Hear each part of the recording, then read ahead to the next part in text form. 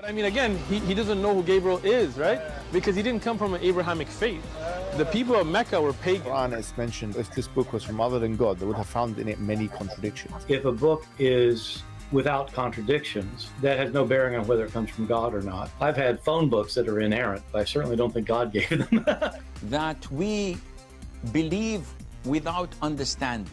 As holes. The prophet tells us because Satan or the devil sleeps over our nostrils. Those who oversleep and not pray Fajr on time, Satan urinates in their ears. I really do think Jesus was crucified and that he really was dead and buried. He thought that he was a son of God in the sense that he was specially chosen by God. I think Jesus really did think he was going to be the Messiah, the future king of Israel. I mean, that is, after all, why they crucified him.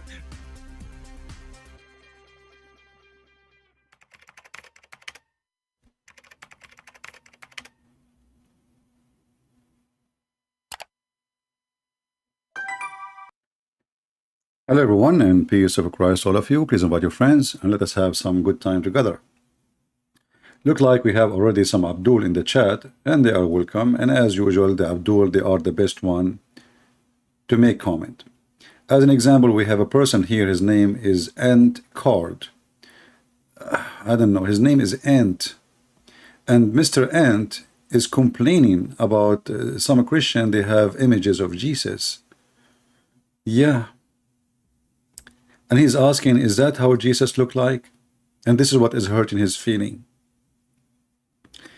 It's not hurting his feeling that the Quran says that you should make images of a prophet, statues of a prophet. But it hurt his feeling that there is some Christians, they make images of Jesus. Is that how he looked like? Do even those by Abdul knew what is written in their book, their silly book, the Quran, the yellow page of Muhammad? If we go right now to the Quran, even though that's not our topic, but just for a laugh, isn't it this is your stupid book? Allah, he gave an order to his prophet to build temples full of statues and images. And brother, if you look at the Muslim translation, it says images. The word statues is gone. The word statues is gone. You change the translator. We go to different Abdul, because every Abdul, he have different Quran. And the proof in front of you. Different words, different meaning, different story. This guy is saying images only. Let us go to different Abdul. Keep trying, don't give up. Until the truth show up. One of them, by mistake, he will say truth, and the word statues will appear. Oh, okay, there is no statues here. There's a statues. Abdul? So you are coming to the Christian, and by the way, your name is Ant. Shouldn't you make a statues for the ant who spoke to Solomon? And Solomon, he could understood her speech? I mean, the Muslims, I mean, your stories doesn't make sense. How you have images of Jesus? Oh boy. Let us go to our topic. The Abduls non-stop, they attack always the Bible, right? As we see, always. But you see, the silliness of Islam is beyond imagination. I want a Muslim who agree that the book of Allah, aka the Bible of Allah, is corrupted. If you believe in that, please let us know. Show me your text.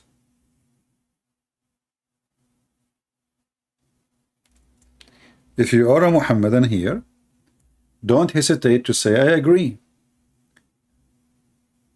Who is a Muslim, he agree that the Bible of Allah is corrupted?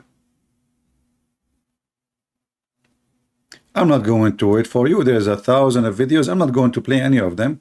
Actually, we have the image of this Sheikh Uthman, the ketchup boy, and he is speaking about the corruption of the Bible, brother. But look what the Muslim did to themselves. This is additional reason for anyone not to believe in the stupidity of Islam. Why? If Allah is the one who sent the Torah, and Allah is the one who sent the Injil, then why Allah did not protect his Torah and his Injil? Somebody saying Kings 24:8 and Chronicle 36:9 contradiction. No, this is a contradiction for you because you are a fool like your prophet. If you go and calculate the numbers, they will speak about the dynasty of the family who ruled. It's the same number. But for an ignorant like you, he will think this is a contradiction. However, if this is a contradiction, this is your stupid prophet Muhammad. He take an oath on the same book you are speaking of, and he is saying, I believe in thee.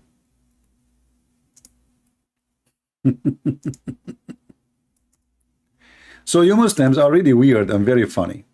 In one hand, we find your prophet swear by it. In the other hand, you Muslims are looking for a contradiction. So, are you saying your prophet, he swear by a book full of contradiction? Was he a hypocrite? Wasn't he? Huh? So this is your stupid prophet taking an oath. He said to the Jews, bring me your book. They brought him the books. He put it in a cushion. He took the cushion from underneath of him, and he respected the book very much. And then he said, he put his hand on it, and he says, I believe in thee and the one who sent thee. But the poor you is looking for a contradiction. And you know, the book is you are even speaking of. You see, even if those books is even not exist, they will not add anything, they will not take anything. You know, the Muslim, when they speak, they are like a chicken, but it's a rooster trying to lay eggs. Did you ask yourself even what this book is about? This is a book of history. It's not about God speaking. This king, he lived here. This king, he died there. This king, he have a son. This guy have a wife. This guy was bad. This is not God. The Quran is the book of God, supposedly, and everything in the Quran, word by word, is by God, right? But the Quran is a book of stupidity. All of it is contradiction. Your God, Allah, did not even remember which one he created first, the stars or the mountains. One verse of the stars, one verse is the mountains. So at least when you want to bring a contradiction, bring something can make a difference. Let us say, for the sake of argument, that was a mistake. But that is just a history. This is not God talking.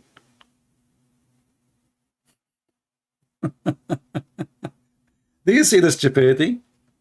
So here we have your prophet swearing by a book. He cannot even read. This book is written in Torah, in Hebrew. How he say, I believe in thee? Do he knew what is inside? And not only he said, I believe in thee, he said, I believe in thee and the one who sent thee. So Muhammad here is denying his God, Allah, and he suddenly believed in the God of the Jews. He's a hypocrite. If the Torah and the book of the Christians is wrong, and then Muhammad, he say, I believe in you, I believe even in the one who sent thee, and we know that the one who sent thee is not Allah, and he believe in thee, and in the same time the Quran says that the Jews, they say, they believe that Uzair is a son of Allah. So how the idiot Muhammad, he says he believe in thee, and thee supposedly have a story about Uzair. Do you remember Mimi Hijab when he was speaking to David Wood? He says to him, not a single Jew believe God has a son. Not a single Jew believe in Trinity. This is the Quran says all the Jews believe that God has a son. And this is what happened when you debate idiots. And you have to take advantage of those idiots. You know what I mean? Because they are the best to expose their cult. But those idiots, they choose the one they want to debate with carefully, so they will not get busted so fast and so easy. So look what happened now. We have a book, supposedly it's corrupted. The Jews, they believe that Allah, he have a son. His name is Uzair, not Israel. This is a lie. There's Israel does not exist in the whole Quran. Here we go. The Arabic, it says Uzair.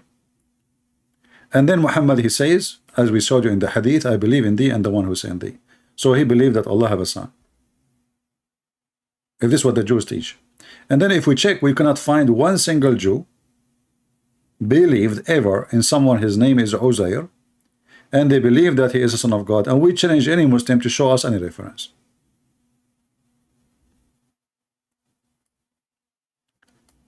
Now going back to the laughable claim of the Muslims that the Bible is changed.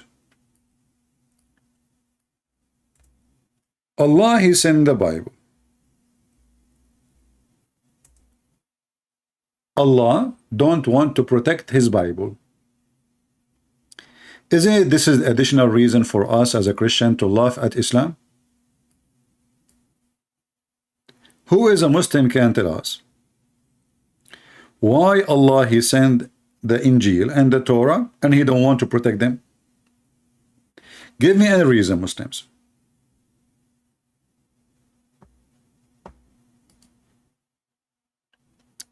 And card, if you want to change my topic, I will block you. And I can find you. Your prophet says that my nation will be 73 sect. One of them will be truthful and the rest will go to hell. So don't make me send you free shipping and hand it into Allah. Focus with me. If you have an answer from my topic, you are welcome. If you want to post things that have nothing to do with my topic, I will send you to Allah. As simple as that. The Muslim, he come to the chat. He knew that there is some idiot. They love the division, you know, the Satan. So he say Catholic, Protestant. So if there is some fool, they will start fighting. It doesn't work here, Abdul. We are not Shia and Sunni killing each other. This is for donkeys. I am not a Catholic. My Catholic brothers are my brothers and sisters. Okay, Palestine. Then don't act like a donkey. So focus with me. Allah, He sent the Torah. Allah, He sent the Injil. And the funny is, it says in Arabic, Allah, He sent the book, believing in what is between His hands. Look what the Muslim they say, confirming what came before it. But in Arabic, it doesn't say that. It says, مُصَدِّقًا لِمَا بَيْنَ يَدَيْهِ, believing in what is between His hands. Do you see how they lie? So look at the stupidity here. In one hand, the Muslim, they go frenzy. I like the word frenzy, by the way. They feed a frenzy in attacking the Bible. Then their stupid frenzy book says that Allah, He sent a book confirming and believing in what is with them and between their hands. And look at the Muslim translation trying to hide the truth. You know, by the way, the easiest way to get this Abdul busted, you can take this and post it in Google. And you will see in 2 seconds that it says between his hands. Let us do it. Google Translation, peace be upon him. Because Google Translation is a software and Muslim translation is satanic, demonic translation trying to hide the truth. Copy, paste in the front of your eyes.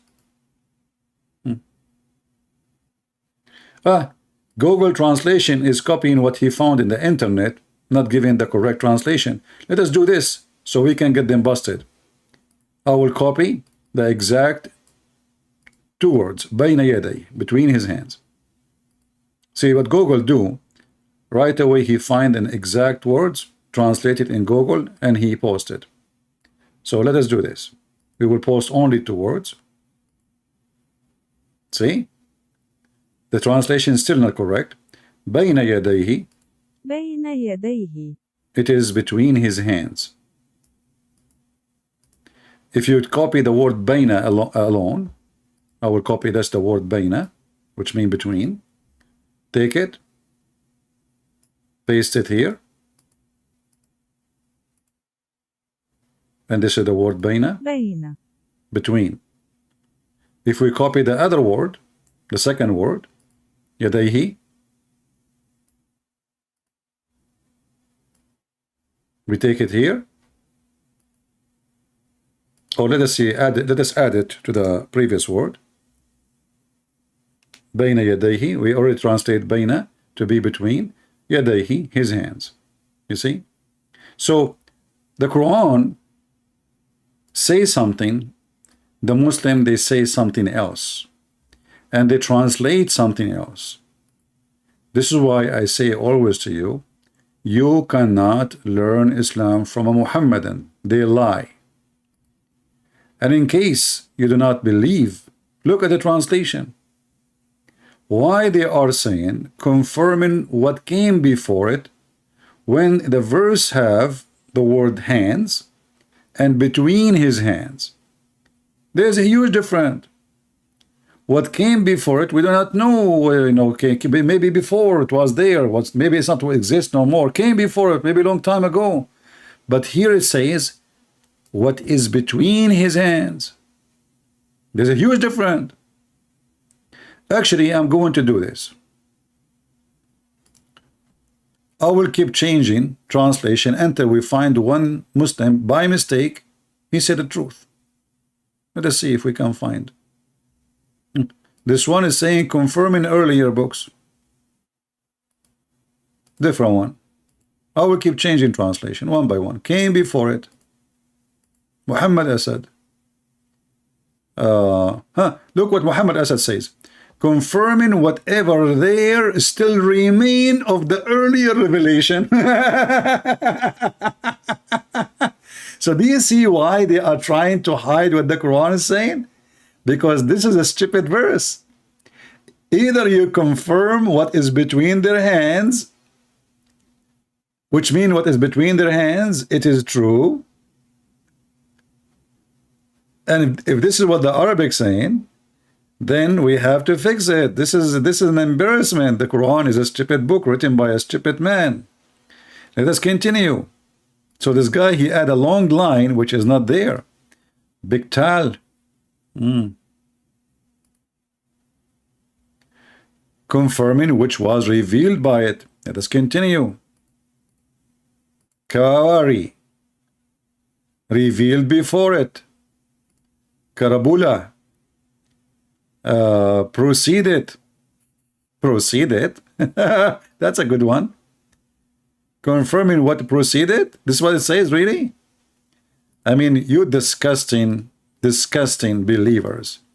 You don't even have the decency to give little translation to be as the Quran saying. Confirming what was before it. Here we have was. It's not exist no more. Let us go to Sarwar. Confirming the original Bible, brother. The original, this guy, he had the original.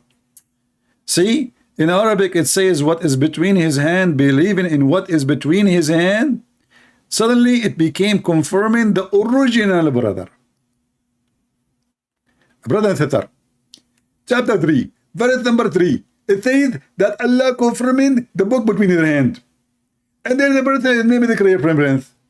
And he say that the verse says confirming what is between his hand. In actually, in Arabic it says that.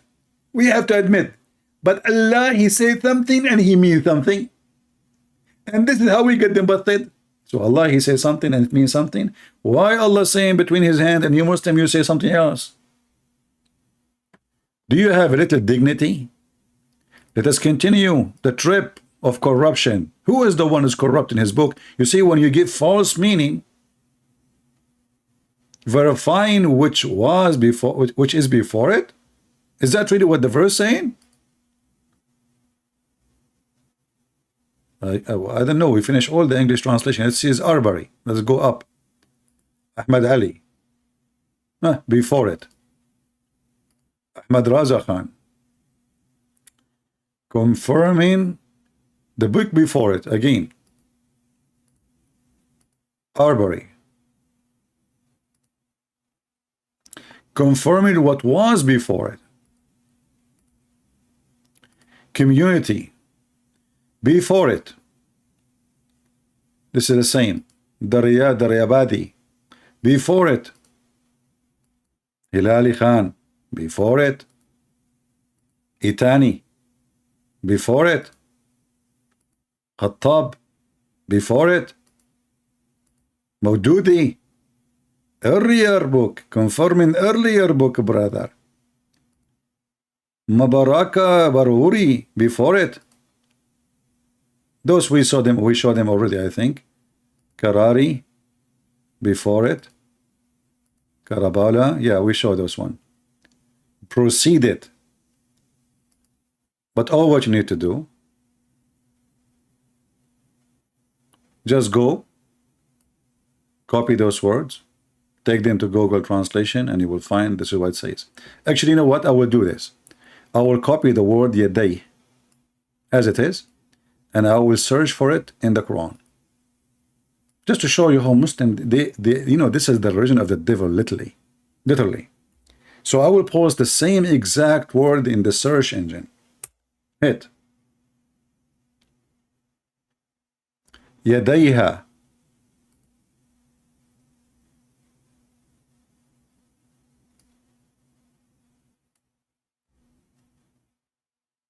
Succession, generation. Even this one is they are lying about.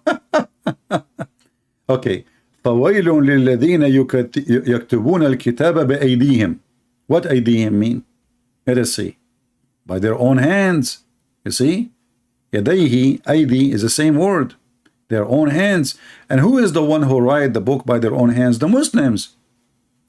Did Muhammad write the Quran? No. Did Ibn Uthman wrote the Quran? No. Whoever wrote the Quran, they wrote it by their own hands. The Muslim, they will say to you, oh no, they are saying that the one who write his own, you know, his own verses, like he making things up, right? No problem. I can take it this way. But we have a proof that the whole Quran cannot be from God. From the beginning, from the first chapter to the last chapter. Not by, I don't care, read it. I can see this. There's somebody he can say, I can claim now to be a prophet, and my God, he sent me a book and confirming that the Quran is a lie. But how I can use that against you? You know what I mean? I mean, this is silly. So the Muslim, they come with a book 600 years after, trying to take it against us. But do you have a proof? If you have a proof, that will be a proof against you. Why?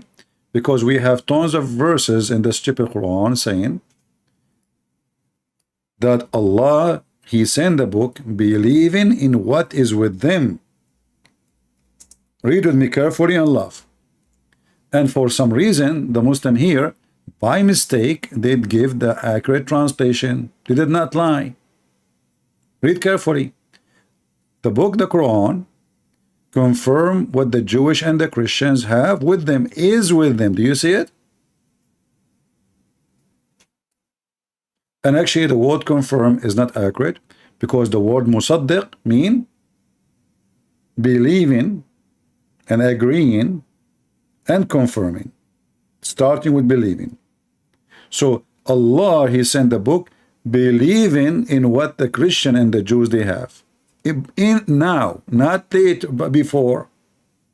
Do you see it?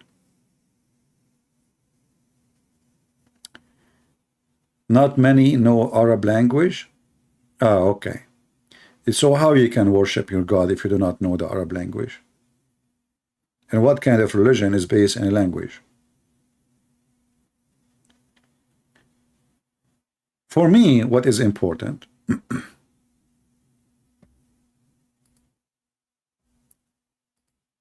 that when the Muslims, they say that the gospel of Allah and the Torah of Allah, if they ever exist, they are corrupted, they are giving us additional reason to believe that Islam is a fraud. Because if Allah is God, why Allah he sent 124,000 messenger? Each one of them, he have a book. And then Allah decide not to protect a single one of them except the Quran. This is what the Muslims they say.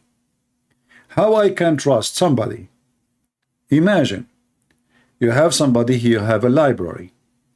The library used to have 124,000 books. He lost them all except one. Can we call Allah the biggest loser of history? So why Allah he sent 124,000 books if none of them would be existed? And from this we understand that Islam is a laughable, jokeable, if we can use that word, stupid ball. It's a ball. You shoot it as you want. You put it wherever you want. It is round. It's flexible. It is liquid. You can liquidate it. You can push it in holes. Islam is very flexible when they want.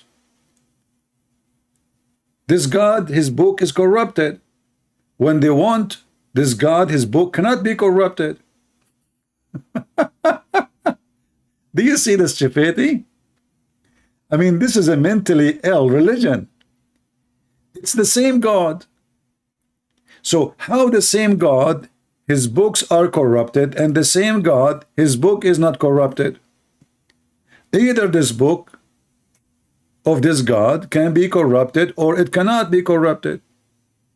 And not only that, if you go to the stupid yellow page of Muhammad, he confirmed that nobody can change the word of Allah.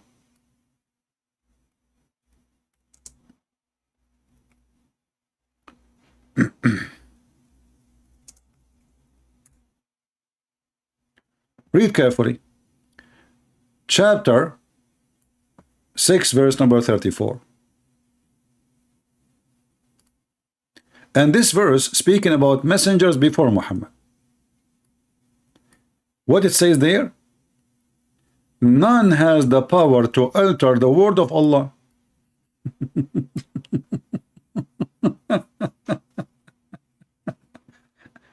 Isn't this is a stupid religion? Nobody can alter the word of Allah. And those idiots, they shout everywhere, the book of Allah, the gospel, and the Torah is a change, brother. You see why we laugh at this? This is not a religion. This is a teenage. It's not even a teenage. It's not even a kid. No one can change the word of Allah. And then the Abdul, they ask the Abdul, they will say, oh, he hint here the Quran. Look, hold on. It says here about messengers came before Muhammad. Messenger before you have been given the lie to. And they heard them.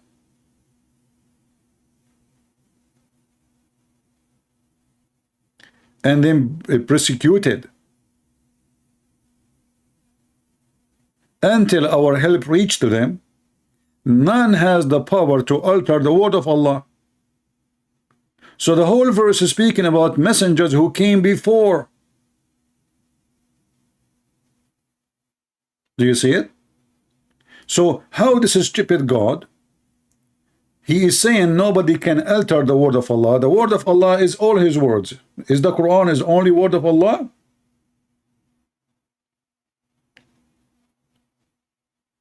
So when Abdul he speak about contradiction, isn't it this is a contradiction and this is stupid?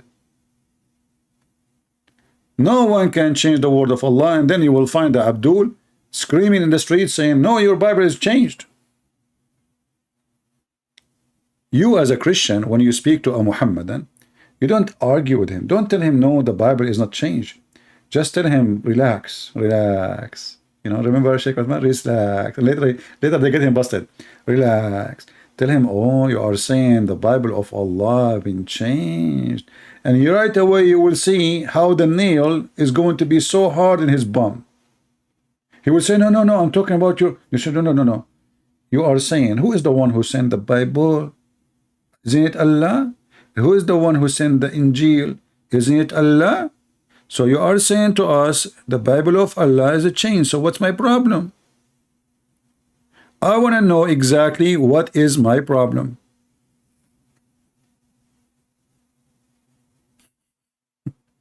He is your book. This is your book, Muslims. And he is your God. He is the one who sent it.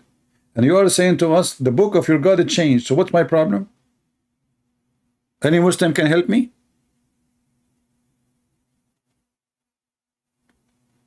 And the Christians, because they do not know how to debate Muslims, they take the defense mood and they start saying, no, it's not corrupted. I mean, I agree with him. It says, yeah, your book, your God is a loser. The second you say that, you know, he will change the topic. He will switch. He don't want to talk about it. When you say to me that your God, he promised that nobody can change his words. And you say to me that Allah is the one who sent the gospel. It's called Injil, which is weird. I mean, why Allah he chose the Greek word? Was Jesus born into the Greek people?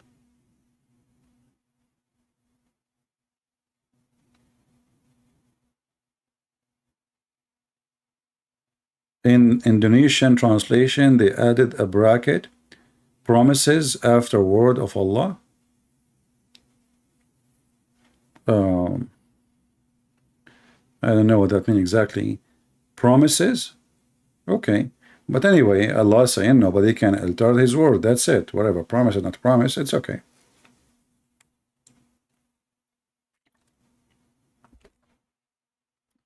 Let us go to different level of stupidity. Shall we?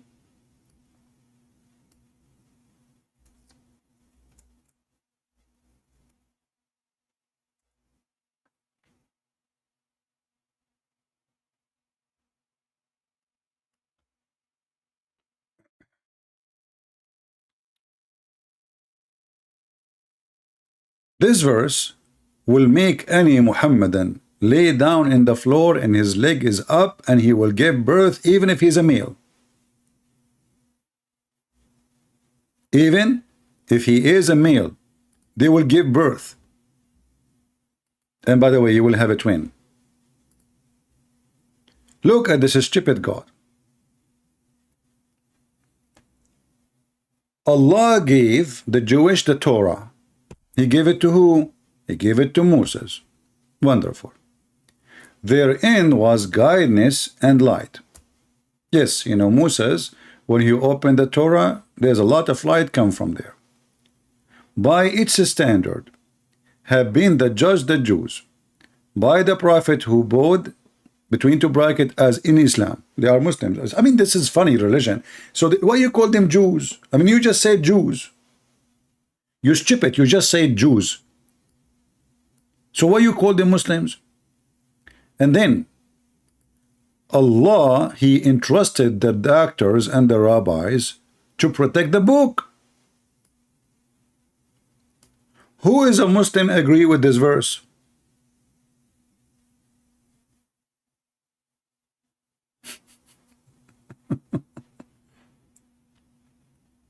Who is a Muslim agree with this verse? Anyone knows what is the problem? Let's see. I want one of you to help me. Who noticed what is the problem with this stupid verse?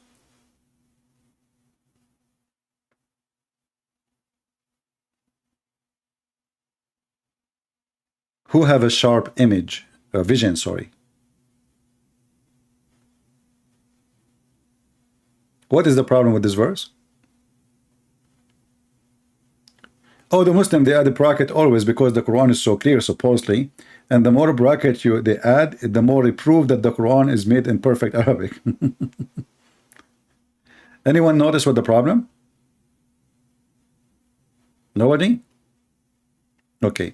Do you see the word entrusted? Do you see it? Entrusted. What entrusted means? Somebody help me. What the word entrusted mean? When somebody says, I trusted you, what does that mean exactly?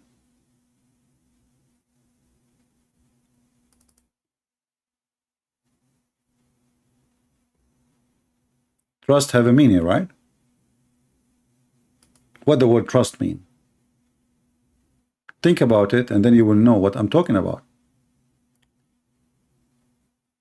Trust, it means I have faith. Thank you very much. I have faith on you to be good, correct? To be good, not to be bad. So look what happened.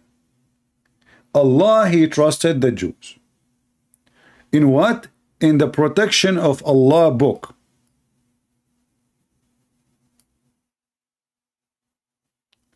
Anyone knows what that means? Islam destroyed in this verse. If you ask a Muslim, do Allah knew the future? What the Abdul will say? Sure, Allah, he knew the future. What are you talking about? Yeah, he knew the future. Okay. Allah, he knew the future. Do Allah knew that those Jews, they are not trustworthy?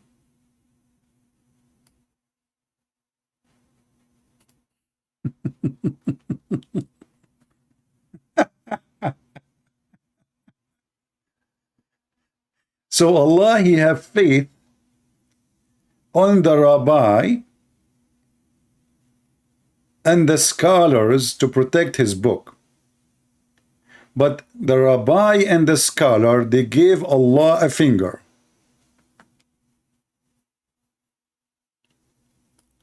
And the Muslim, and every single Muslim, he gave us speeches about Allah is all-knowing and Allah knows best.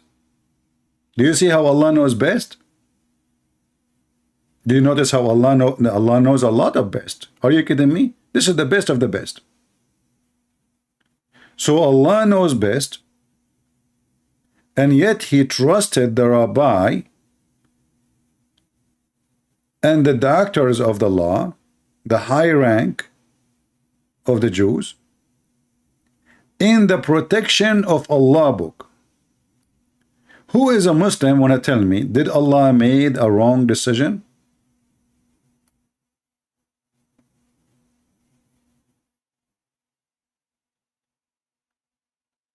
Did Allah made a wrong choice? Was Allah wrong in his choice? So when a Muhammadan, I hope you guys are taking notes. You see, if you want to learn really how you can debunk this stupid cult so easy, I advise you, like today we have a topic, right? We have a title, the Bible, and the corruption and the change. You open a little document, and whatever I show on the screen, make a note, save the file, and name it. Once you need reference, you just open the file, and you have it all there. So, what this verse is saying, that Allah do not know best, Allah is stupid. And the proof of that, you see, I can say, the Muslim can say, well, Allah wanted to test them. Allah, he wanted to test them. You know, test them, it says here, entrusted them. He entrusted them. And trust coming from faith on them. So your God, Allah, have a wrong faith.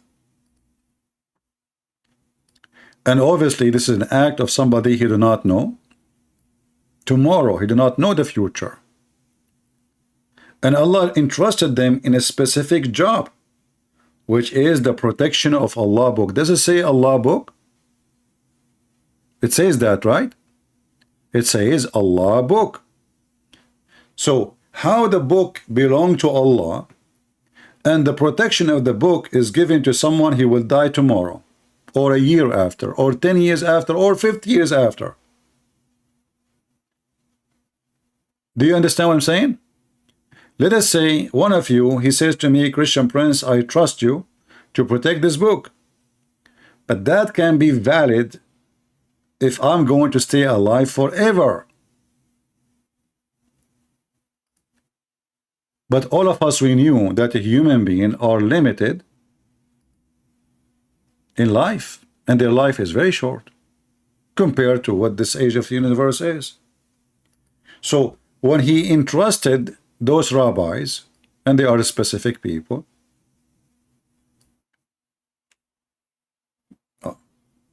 how they can protect the book forever? They are just a bunch of rabbis. They will die 10 years, 20 years, they will be dead. And those are rabbi, which mean already they are old. You see, it says it clearly, they are the doctors of the law, and they are the rabbis. You don't become a rabbi and you are a kid, a teenage. Those are already old men. So they will have a life maybe 20, 30 years more, 40 years more. But they cannot be entrusted to protect the book of God, for their life is not forever. So here you see again the stupidity of the so-called book of Allah. They complain about corruption of the Torah and the gospel. Then the same book confirmed the Torah and the gospel. And the same book says that Allah trusted the Jews to protect the Torah and the Torah here at least, you know, and the rabbi. And even it says he trusted them, you know, not to fear any man. Right? But trust trust is a big word. When somebody trusts somebody, it's mean in that moment he believes that those people are really, really good. They are trustworthy. So when Allah, he trusted the rabbis, obviously, based on what Muslims they say today that the Torah is a change, obviously Allah trust was a foolish trust. Therefore, Allah is a fool. Any Muslim don't agree with me?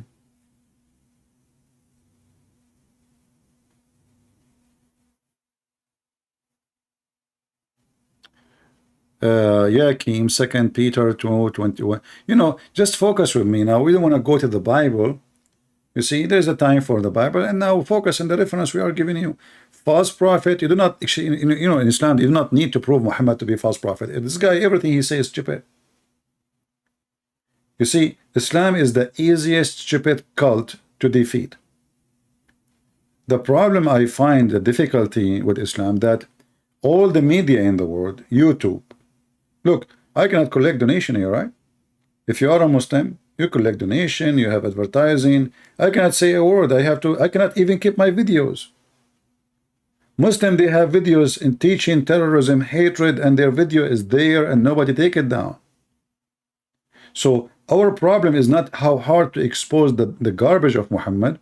Our problem is that there is a major force, satanic force in this earth, sponsoring this cult, and they don't want the voice of the truth to be heard. This is the truth. If I have a channel speaking, supporting Islam, none of my video will be taken down, and all of you know that. And I will never need to delete one video.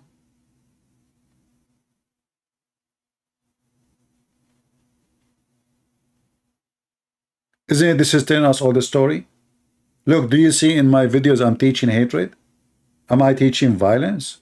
So why they take my videos down? Why YouTube side with them? Why Facebook side with them? Why Twitter side with them?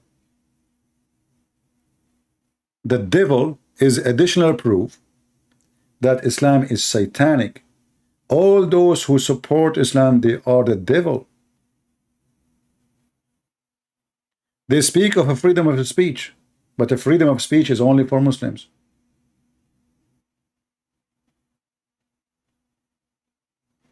Or for atheists. Like you see from those who speak against Islam, you will not find one atheist. He speak against Islam, they take down his donation. Like Abdullah Samir or apostate prophet. Why? Because they are atheists. Did you see how, you know, the discrimination? So the atheists who they are in charge of those programs, they are the devil. They are evil.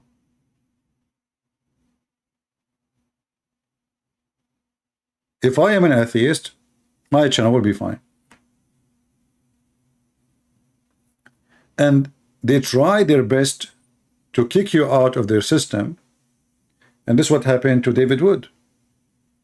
David Wood, you know, they took the donation off, they took the advertising, they took, and they keep sending him warning after warning, you know, take this video down, take that video down. So the guy, he gave up. But that will not work with me. You take this channel, I will make 10 channels. Who cares?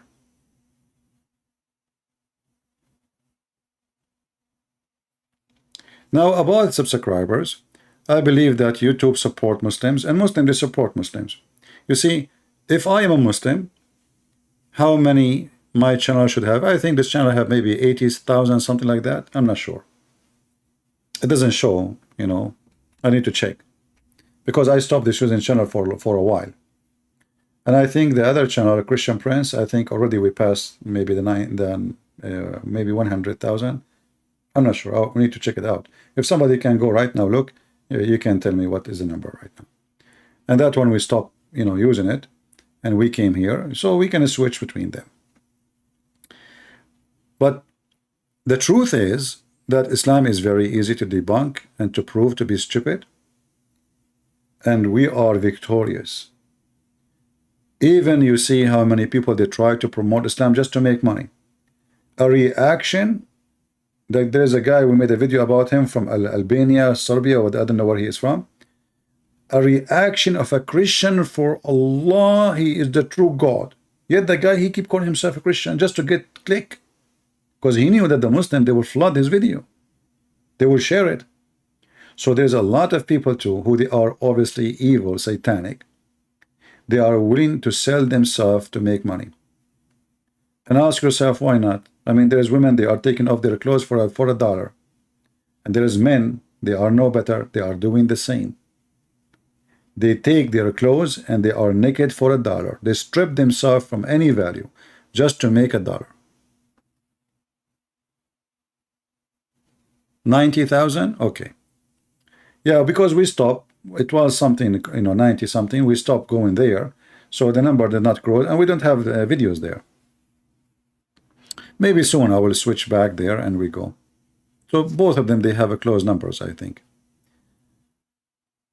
Do we have any Muslim here he think he can refute us?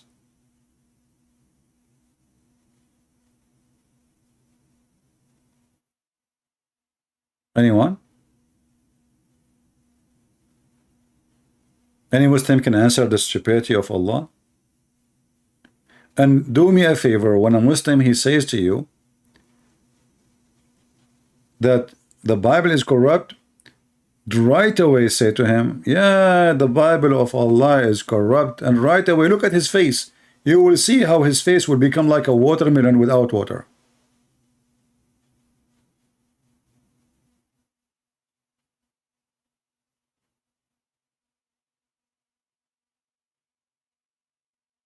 Just agree with him.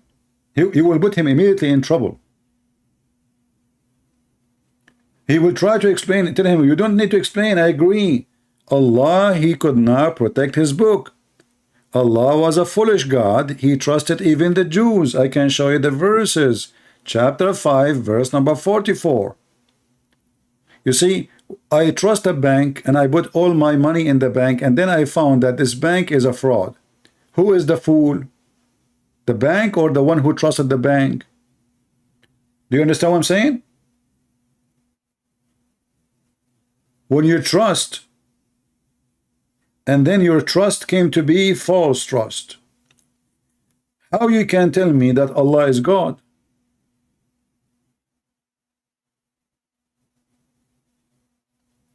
Well, watermelon actually doesn't describe a Muslim too much, except that a watermelon have holes. You see, do you know that the Muslim, they have fatwas that you can have sex with watermelon? I'm serious.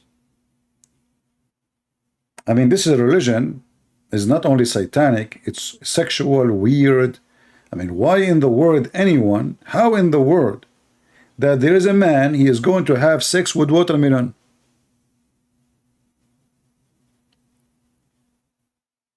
And you will find that the Shia, they are making fun of the Sunni, because the Sunni, they are teaching that it's okay to have sex with watermelon, and they are making fun of the Shia, that the Shia, they practice still muta. So the Shia, they ask the Sunni, well, do we need witnesses when you marry a water woman? Is it lawful to have sex with watermelon she is not mature? Is it okay if she is under the age of 6? There's a website. Let me see what the name it was. I forgot the name. I think Shia Pan something. Let me find it for you so you die laughing. I don't want you to die. I'm just joking.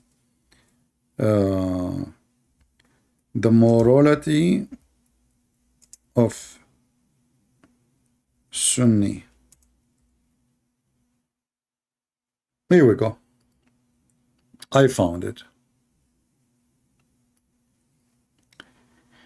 Shia Pen, Revealing the Truth, Chapter 8, Example of Sunni Morality.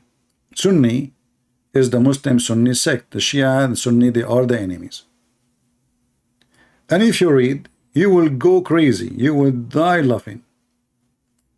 This is the dialogue between Muslim Sunni and Muslim Shia, fighting against each other, exposing each other, and trying to win let us say, you know, Shia trying to make Sunni become Shia, and Shia trying to make, etc., like, you know, against each other. So look what this here says. Third example of Sunni morality: Sunni ulama means scholars, has ruled or have ruled on the principality of having sex with watermelon. And here is the reference. Ibn al-Qayyim, he said, if a man make a hole in a watermelon or a piece of daw, even daw, like how Allah, can you trust? You see, we are using the word trust now. Can you trust a Muslim to buy from him a watermelon? Can you? Most likely is going to be used and sexually abused. So read with me. Educate yourself sexually. Let us see how many of you will go to Walmart immediately and look for watermelon. So watermelon or a piece of daw. Women, Muslim women, don't let your husband get close to the daw. You are making bread, he will have sex with it. Piece of daw or leather skin, what the heck? Or statues, don't take a Muslim to the museum.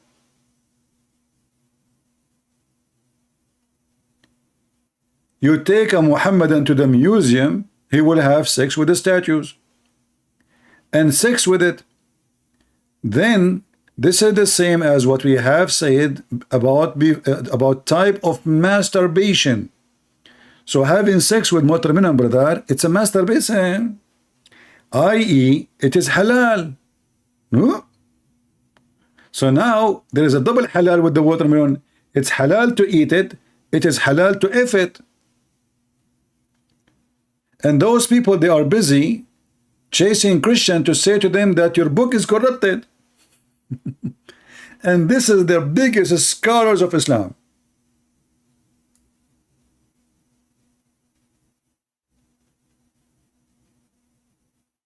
Here the Shia, they are asking the Muslim Sunni some questions, serious questions. So look what they said. All the Muslims should certainly be grateful that Ibn al-Qayyim has offered advice on the easiest way to masturbate. So thank you, Ibn al-Qayyim. And clearly Ibn al-Qayyim has done a lot of personal research in this issue. This is the ruling of the saved sect. So the Muslim Sunni, they call themselves, they are the saved sect. Certainly temporary marriage, which Muhammad, he taught Muslims to do, and then the Muslim Sunni, they claim that he forbid it, but the Shia, they still practice it. So now you understand what they are fighting over. Shia still practice temporary marriage, which is not marriage really, it's sexual, 1 night, 1 hour contract. With the women is haram, but like, you know, temporary marriage with watermelon is halal. In this defense, perhaps Ibn al-Qayyim only meant that it's allowed to marry watermelon with the intent of divorcing it for doing muta with the watermelon. Would clearly be an act of fornication. So, you know, the Shia, they are returning the excuse the Sunni they gave about muta. The Sunni, they say if you practice muta now, it's a fornication. But the Sunni, they have different form of muta. You know, they have zawaj friend, 1 day stand. We have a video of Mimi Hijab. He was saying to the Muslim Sunni, you go and marry somebody for 2 minutes, 5 minutes. We play the video many times. You can search for the video, Muhammad Hijab Abu Khadija. In English, Abu Khadija. Khadija. You will find it right away. So this is Islam, and the Muslim, they are coming after us, says you change your book. Now if I want to read the rest of this page, you will go crazy. So I'm not going to read it. I'm going to post it for you so you can enjoy reading it later for your sexual orientation, because until now none of you know anything about sex yet. The only one is expert with the art of sex is the Muhammadan and the Muslim Sunni specifically. Watermelon. And then the conversation here continue. It says, well, it seemed that Nasibi, this is how the Shia, they call the Muslim Sunni, Nasibi logic, have sex with any women as one can afford is utterly immoral. So this is what the Muslim believe actually. Having sex with as many women as you can, as long you can afford. You see it? Prostitution, this is Islam. And then, but having sex with as many watermelon as one can afford is not. Based on this, let us ask him some questions about ahkam related, ahkam mean rules related to having sex with watermelon.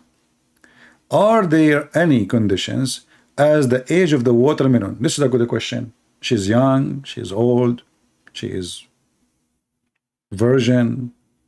So should we look for like certain age? For example, is it allowed to perform marriage with the intent of divorce with a newly grown watermelon? Or must one wait until the watermelon is 9 years old? I mean, do you see the mockery? This is religion. Both of them, they believe in the same garbage, by the way. This is the truth.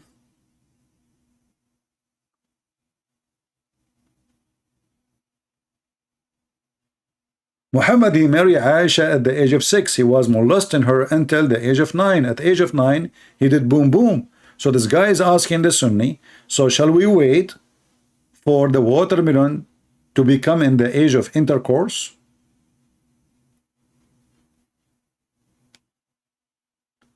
Here he asks, must it be a biased watermelon, or it is permissible to contract marriage with intent of divorce with watermelon that is known to get around?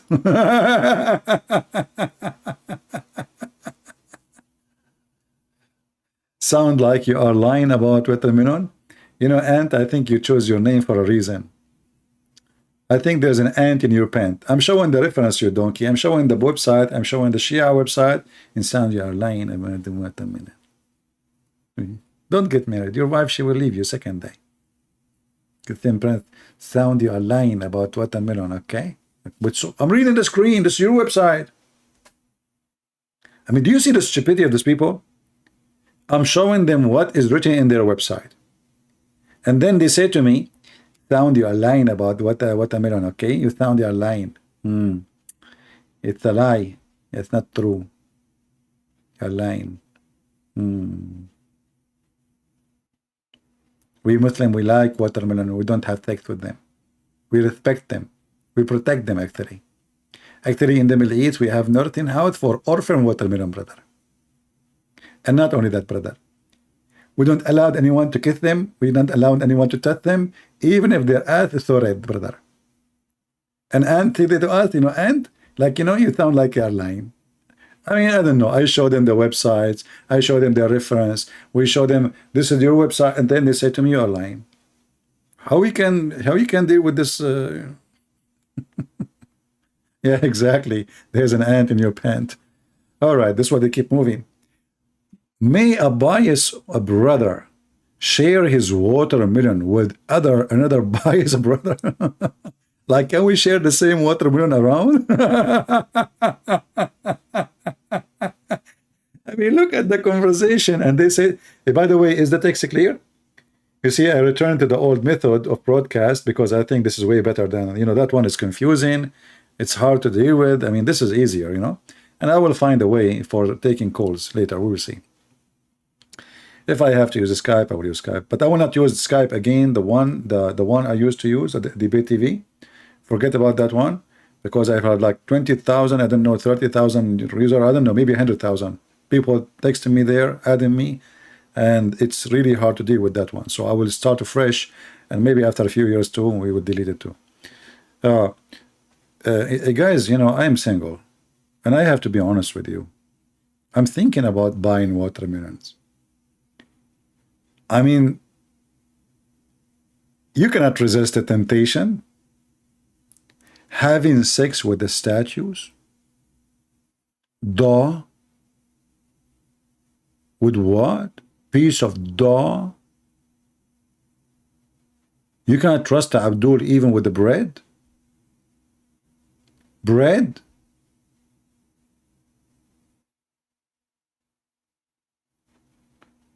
You leave him with watermelon, he if it. You leave him with the bread, he if it. Leather skin? Statues? You take him, don't take him to Rome. What happened to this Abdul when he arrived first time to Rome? There's statues everywhere. He will have sex with the statues of Caesar. He will be holding Caesar from his behind, and they will say to him, what are you doing, man? Is that how much you love him? As statues?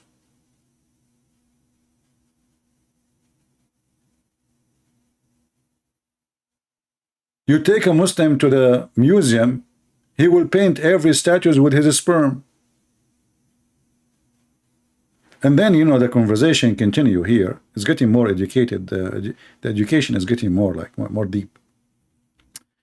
So let us remember the word of Dr. Salama quoted in the beginning of his book. So this guy is writing against the Shia. Muta, on the other hand, is an open license for sexual pleasure with as many women as one can financially afford.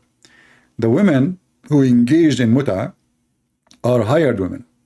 Thus, it can be performed with all women irrespective of their age, character, conduct, or religion.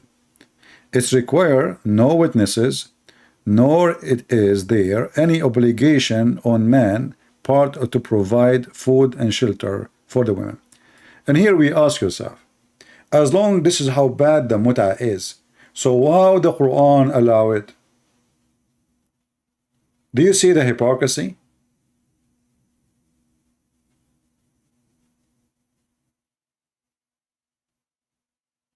Your Muslim friend, he said he do not know about watermelon. Did your Muslim friend, do you know that you are an ant? Huh? Do you knew that? Be careful. I think they are going to have sexual intercourse even with ants. CP closes Skype because he is a coward. My Skype is open for the last 20 years. Where you been, Potato Fifi? And you know what? I can open it for you if you bring me the real Fifi.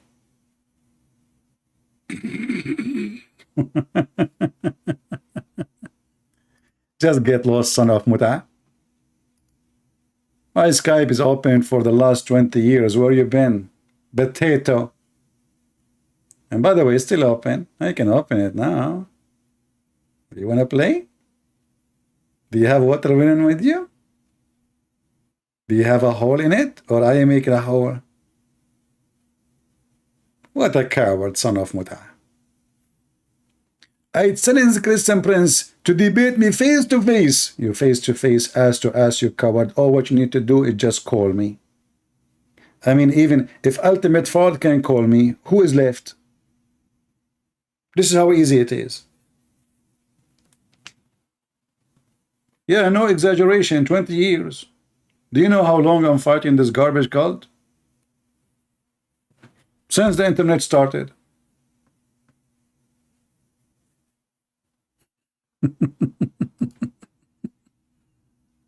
No exaggeration.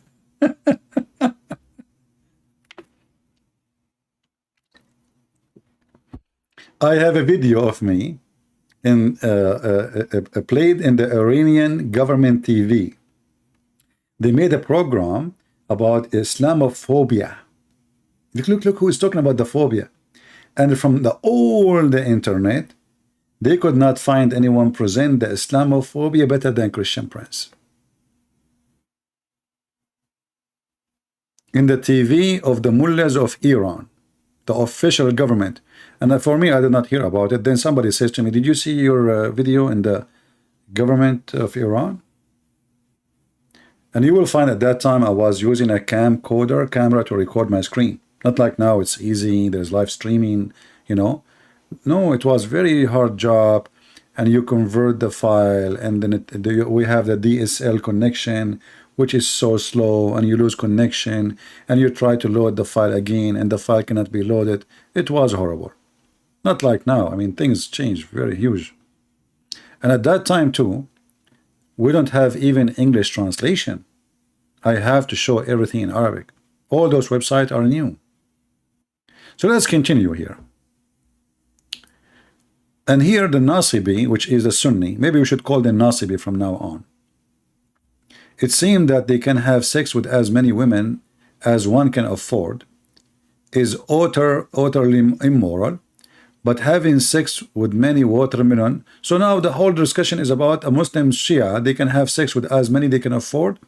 But isn't it the truth is that the Muslim Sunni, they do the same? If there is a limit how many women you can have sex with in Islamic Sunni religion, there's no limit. You can have 4 at the same time, but you can divorce those 4 every 2 seconds if you want. And you can replace them with other 2, 4. And I think it's time to block you. Your friend, he told you? Okay. I want you to go and sit with your friend. You're acting like a child, so I have no time to see your text. My friend told you that it's not true. Okay. Let's see. Example of Sunni morality. A Salafi woman, which means Sunni women, she can suckle a Salafi man with a beard. And actually, I have to admit, I like this. You know, I like hunting, shooting, hiking, and I'm not going to talk about the last one. Let us read. Salafi women can suckle a Salafi man with a beard. By the way, I'm Salafi, and I have a beard. So I'm ready. I have all the requirement and the qualification. And then the Muslim, they come to us and they say, your Bible is corrupt.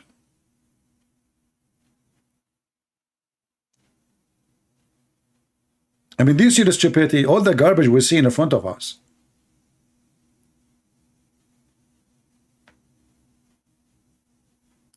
For me, by the way, I don't like to accuse the Quran to be corrupted. The reason is, if we keep saying that, the Muslims by time, they will agree. They will find that this is the only way to can escape the reality that Muhammad is a false prophet. Because then they will say, see, okay, the Quran have mistakes and stupid things in it because the Quran is corrupted. But the original Quran was true Quran. We don't want to go there. We don't want to go there. I want to keep the Quran to be protected. So this is the Quran which is protected.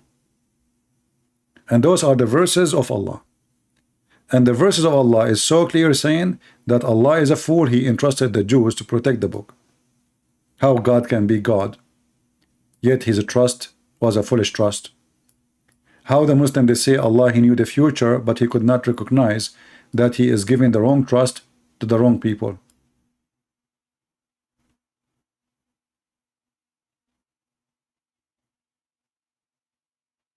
Otherwise, we can show tons of reference and proofs that the Quran changed.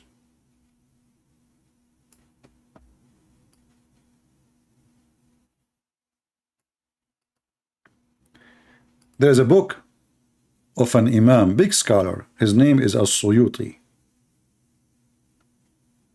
As-Suyuti.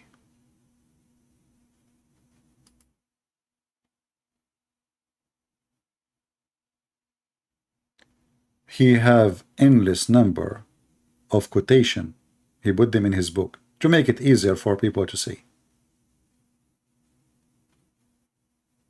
Of reference about the Quran being lost and corrupt.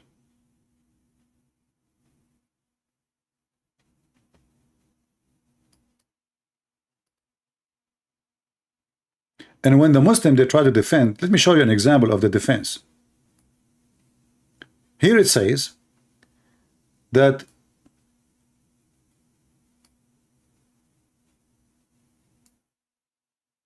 Ibn Abi Ka'b, a man his name, and Abi Ibn Ka'b, he says, how many, the chapter of Al-Ahzab. This is the same chapter I speak about, you can do work as a pimp, if you remember. He said, what we read now is about 70 something verses. And then he continues saying, and I did read it with the Prophet of Allah, equal size to the chapter of the cow, even longer. And in it was the verses of stoning to death, ar-rajm.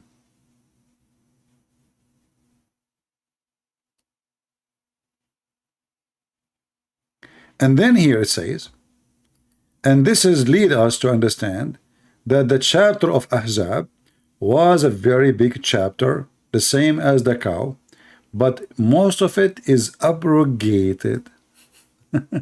You see how they try to now, so it's abrogated. If we go right now to the chapter of Ahzab,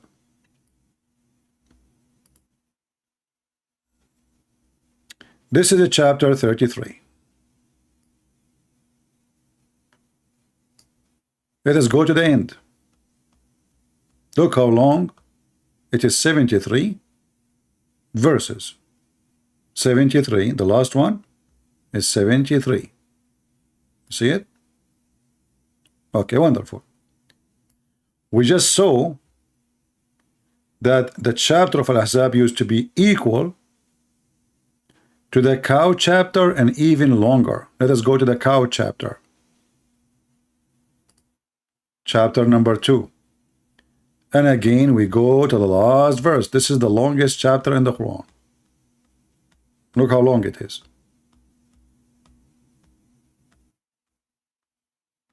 Very big. So look what happened now. How many verses this chapter is? Is 286. 286. How many is Al-Ahzab now? Let us go to the other one. 73. So did you notice how many are lost? And then the Muslim, every one of them, he tried to fix it. Some they say, oh, most of it is abrogated, like even if it's abrogated, where it is. Then they say to you, oh, don't you know that the Quran there's a 3 kind of abrogation? One of them is abrogation of recitation. Why you abrogate recitation? If you abrogate the rule, and how in the world are you saying to me there was more than 200 verses, all of them about rules, and they are abrogated in one chapter? So this God, he made 200 verses and he ripped them apart and he says, don't show me where it says that.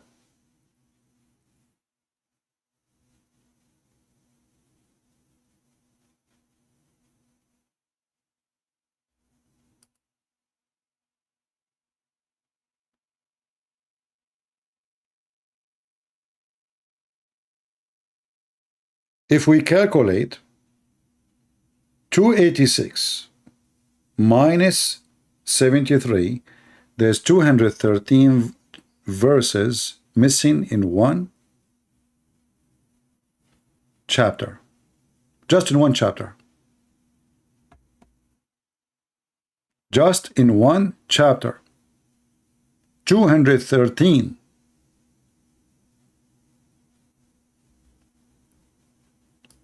And how the Muslim, they try to fix it? They say Allah knows best.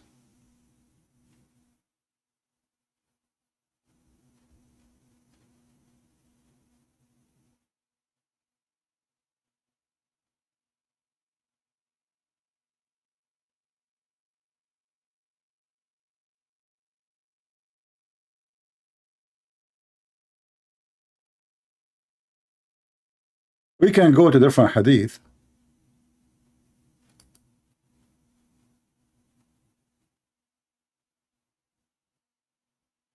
Actually, there's a verse in the Quran.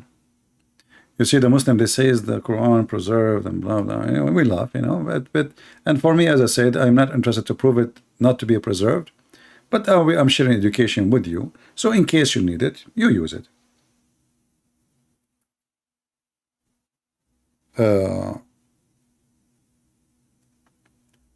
If you remember, there's a verse in the Quran.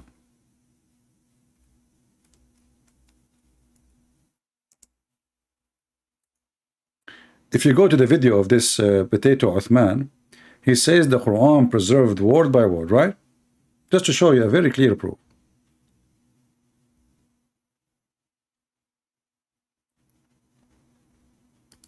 Chapter 36, verse number 38. So guys, by the way, which one is better, the previous broadcast or this one as a screen and sound? I think this one is better, right? I think this one is way better, is more clear, the screen is easy to see. You know, that's why I'm back to it.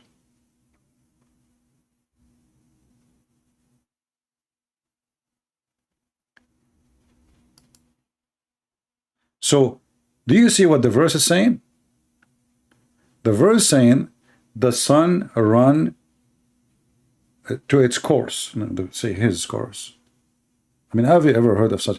The sun runs his course? What kind of translation? What the heck is that? Let us go different translator. The sun became his now? His course?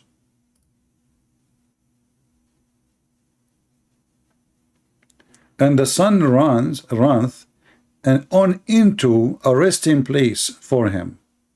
Change the translator. I mean, what the heck is this? What those people are I mean, are they using like software to translate? Look like it.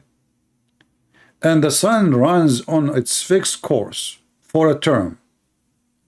Okay. So does it say it run or it says it doesn't run? Somebody help me.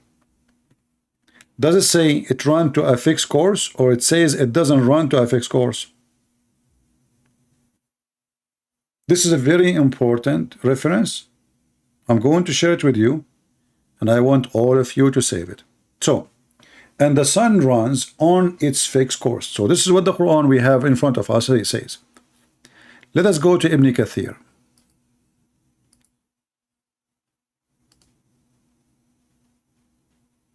Ibn Kathir.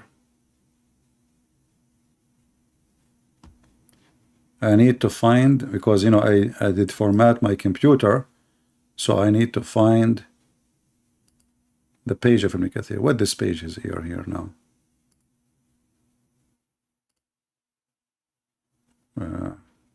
What happened? Okay, Ibn Kathir. Ibn Kathir.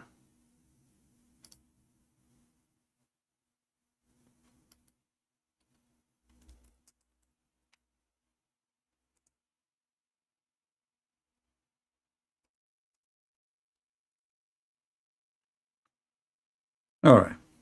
We found the website that is added to the bar. So we don't need to look for it next time. All right.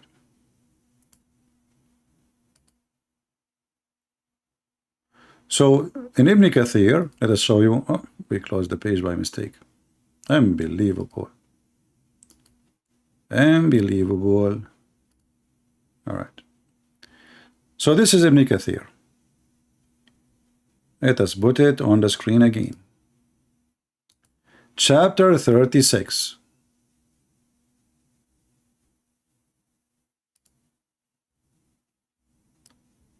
We go to 38. I want you to take reference. I will post the link for you.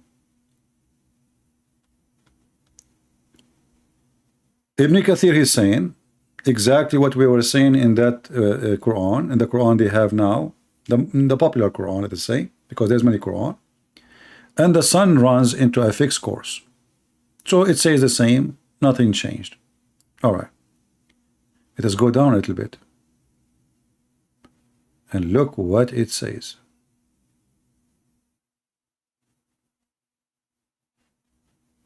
And the sun runs with no fixed course for a term. Do you see it? Do you see the opposite? Guys, did you see the opposite? So Ibn Kathir is reporting two recitation of the Quran.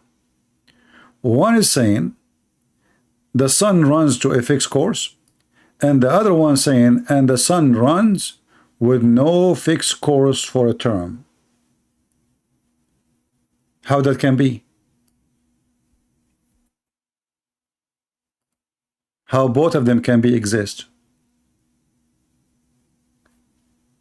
Go back a little bit, huh? Up, a little bit, on its fixed course for a term. So the sun run to fixed course. Its fixed course beneath the throne. That's what it says. And the sun runs into a fixed course for a term. Okay. We go down a little bit. It says, other recitation, وَالشَّمْسُ تَجْرِي لَا مُسْتَقَرَّ لَا. You see the word la here? La mean no. No. Settle in place for it. And that changed everything. See, the Muslim, they lie, they say that the Quran is sent down in 7 recitation, and they are not really different Quran, it's just different dialect. But this is not a dialect. This is the same dialect of Quraysh. Nothing changed. And the word la means there's no fixed course. And that is totally the opposite of the same verse which is in the Quran of Saudi Arabia today. So which one of them is true? This is an example of their lies, because it cannot be both. You see, they cannot say this is metaphorical. This is about the movement of the sun. And Ibn Kathir, he explained the Prophet was riding his donkey, and he have a guy behind him, because you cannot sit in front of Muhammad. Remember, his private part is always busy. He's a prophet. Come on. So when he was sitting behind the Prophet asked him, do you know where the sun goes? Abu Dhar means the father of the ants. Do you know where the sun set? I said, Allah and his messengers knows best. He said, it set under the throne of Allah. It goes and prostrates itself beneath Allah's throne. And this is additional proof that Muhammad is a fraud, because he think that the sun is moving every day from point A to point B, and point B is under the ass of Allah. May Allah ask you, Abdul. But now the problem is bigger, because in the Quran, which we showed you in the other website, it says, وَالشَّمْسُ تَجْرِي لِمُسْتَقَرٍ لَهَا, and the sun runs into a fixed course. So it runs to a fixed course. But there is other reading for the Quran, which Muslim cannot dispute, says the opposite. وَالشَّمْسُ تَجْرِي لَا مُسْتَقَرَّ لَهَا, and the sun runs with no fixed course for a term. How we can fix that? I think all the watermelon in the world, they cannot fix this hole, which is a hole in the narrative. Do you remember Mr. Hole in the narrative?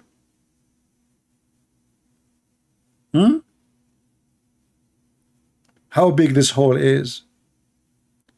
Do the sun runs to a fixed course, or the sun does not run for a fixed course? How both recitation can be true? And why they lie to us, they say it's just different dialect.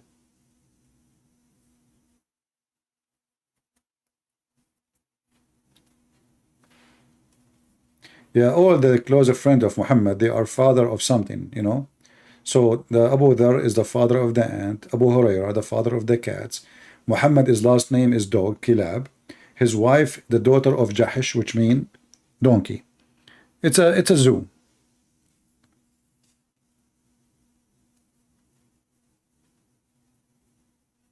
Do we have any Muslim here have an objection?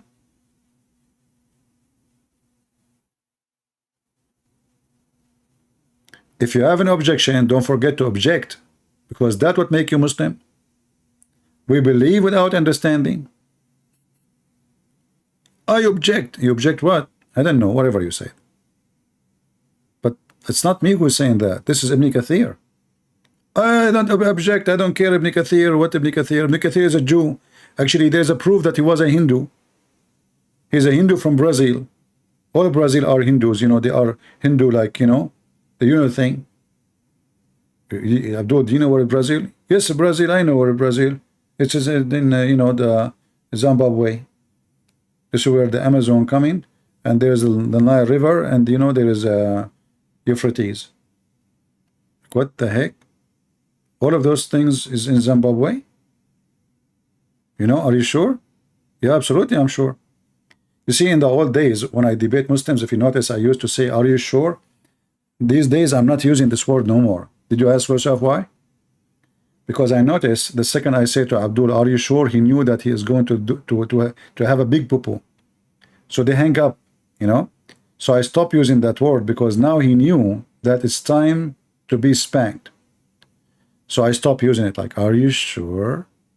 And then Abdul, he says, yeah, absolutely, I'm sure. Why you are keep repeating, huh?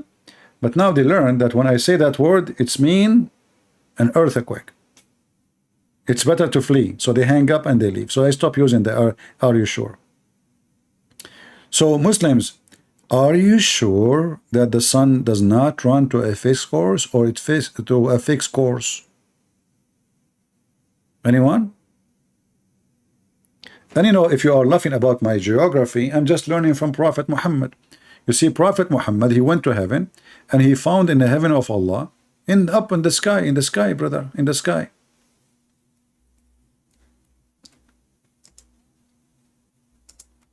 That Sihan wa Jihan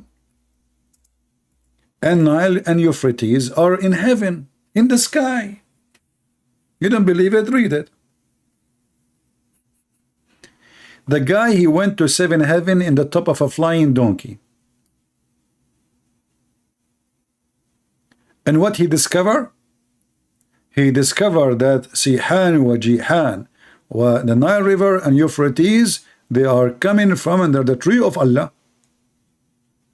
And then you ask yourself, did Muhammad really go to heaven, or he went to Ethiopia? And Nile River is in Ethiopia, and Euphrates in the north of Syria, south of Turkey. How that happen? And Sihan and Jihan is the same.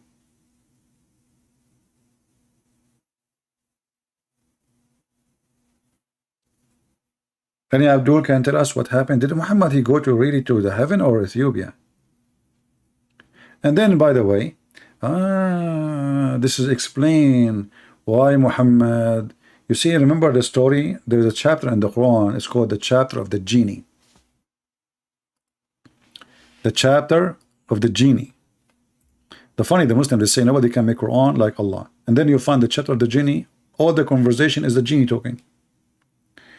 But anyway, if you remember, once upon a time, the Prophet was traveling.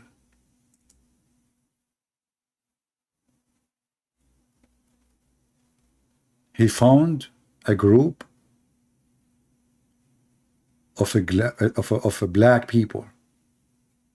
In Arabic, they call them az-zut, very dark, with very dark black.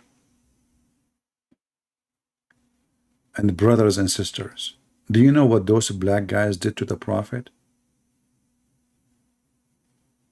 They start riding him.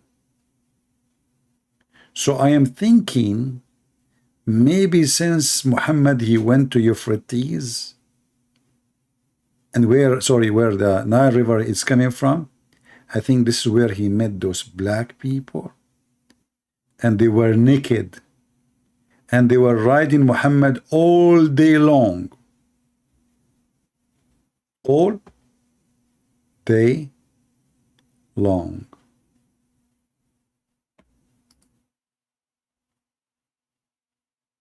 And let me give you the reference, so you can use Google Translation, peace be upon him.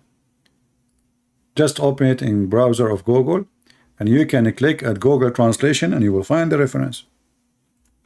A bunch of black guys, they were riding Prophet Muhammad all day long, to the point at the end of the day he cannot move. And it says Rakibu. You know Rakibu? Oh boy, I have to use my art now. You guys, why you are doing that to me? I mean, you are forcing me to use my skills against my will.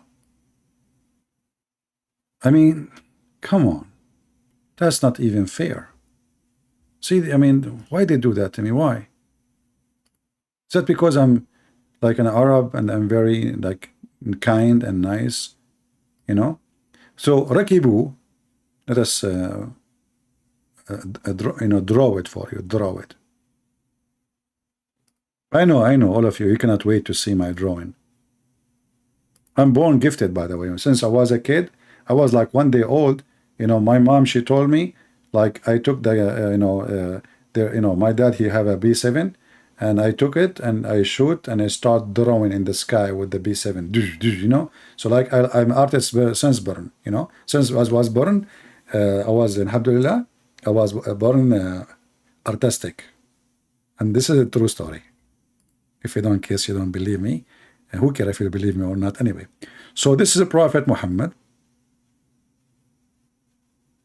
In order to ride him, he have to go in his four, in his legs and his feet. And the guys, those African guys, according to the story, the one I gave you in the website, they were riding him. I don't know how many of them they were riding him in the same time. This is one of them, his legs is down. This is the second one. The Prophet is strong, by the way. I mean, come on. The guy, he can have 6, like he have the power of 40 men, so he can imagine how many he can handle. So the hadith says in the reference we gave you, they were riding the Prophet, a group of azut, which is very black people, all day long. The first time I did read this, I asked myself, how in the world this can be happening? And how in the world that the Muslim, they say, they filter anything is insulting to the Prophet. Remember, when the Muslim wrote the books about Muhammad, they said, like Ibn Ishaq, he said that anything is not suitable to be written, I took it off. So this is after the filtration. A group of black men, they rode Muhammad all day long, and they were naked. They were what? They were wearing no clothing.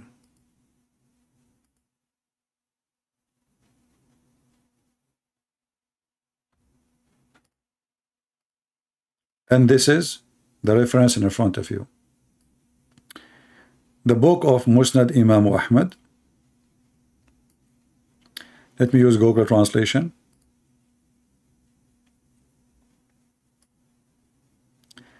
Volume number 1, page number 399. And here you see the story from the authority of Abdullah ibn Mas'ud. This guy, he claimed that he was with the Prophet of Islam when this has happened. So there's a group of black people. Let's see if the translation will come right. You see, they were wearing no clothes on them.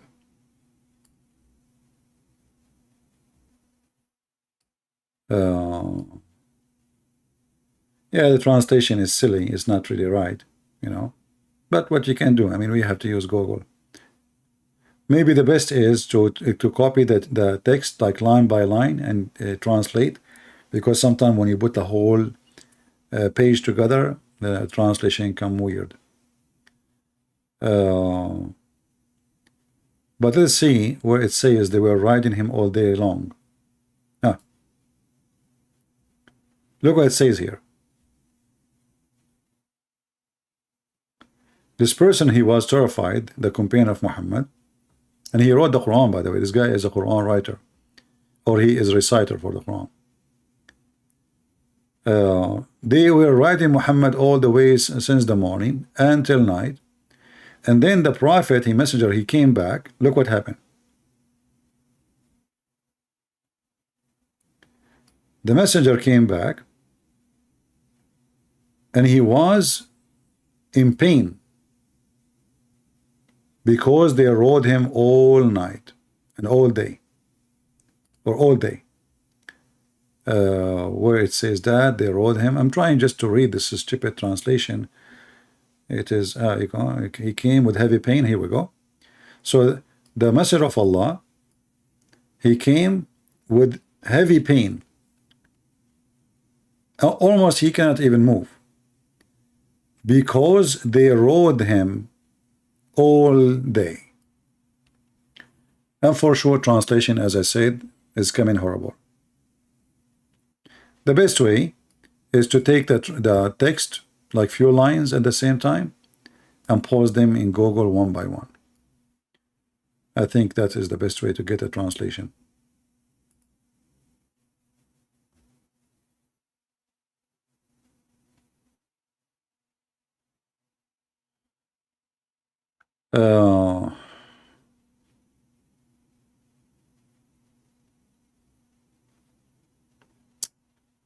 So anyway, when the Muslims, they say, this is the same guy as I blocked, he is just a troll. He called himself a princess now. He was a guy, he became a female by the power of Allah. Well, I hope they will road you, you know. Just go to the Nile River and you get what you deserve. So when somebody he says to you the Bible is corrupt, don't defend it. Say to him the Bible of Allah is corrupt. Let everybody laugh. The second you say that to a Muslim, the Muslim, he will change his mind, he will change the topic, he don't want to talk about it no more. When a Muhammadan he says that the Christians and the Jews, they changed the word of Allah. The Quran in chapter 6 verse number 34, chapter 10 verse number 64 says it clearly, nobody can alter the word of Allah. And this message was about messengers who came before Muhammad. So how the Quran says nobody can change the word of Allah, and the Muslim they say no, you can. And if they say to you this is about the Quran, well, the verse is so clear speaking about messengers before Muhammad. And he did not say the Quran, he says nobody can change the words of Allah. Is the Quran only is the word of Allah, or the gospel and the Torah as Muslim they claim? Then we go to the verses about Allah, he entrusted the Jews.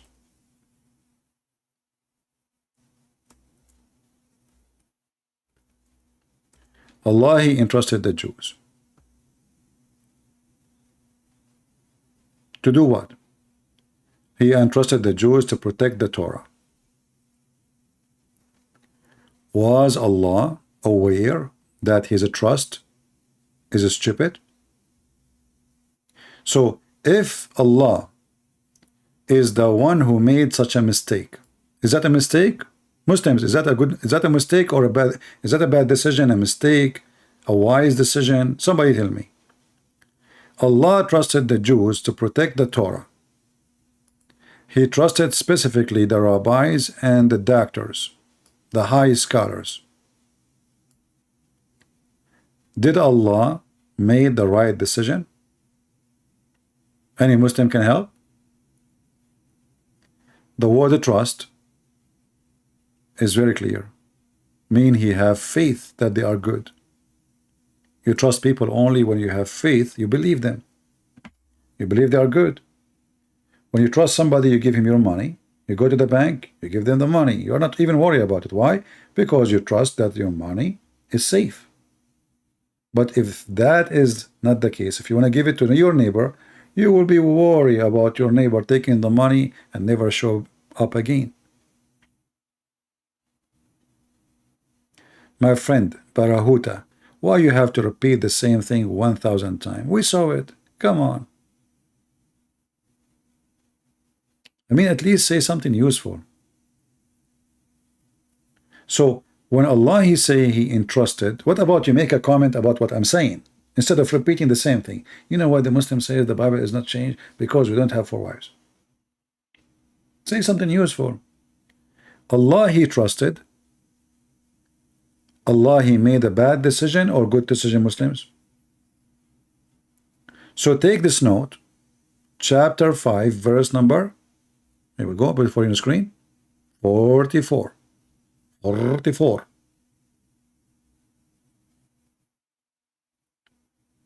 How the stupid Allah he trust the Jews to protect his book? Do Allah knew the future? If Allah he knew the future and then he says he trusted them, that means his future was not right. His vision of the future is false. Allah do not know the future.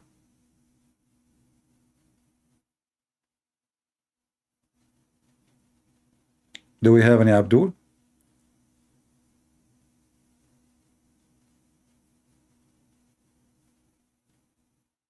Anyone have a question before we finish for today? You see, because we have too many production, not too many people are joining. It's okay. You know, I can slow down. I'd like, you know, maybe don't do video tomorrow, but I prefer to do more, even if there is not enough people watching. You know, doing the right thing is always a good thing.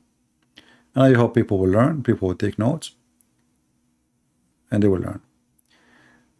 He does entrust just means you gave them the responsibility for a test. Somalia. I don't know. This is an answer of somebody who have a mental illness. Let me tell you why.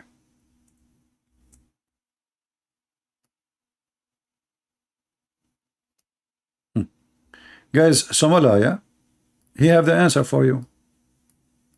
We have the answer. Let me show you what he said. The answer is right there, right clear, you know. Like, I mean, come on, you cannot deny it. So look what he said.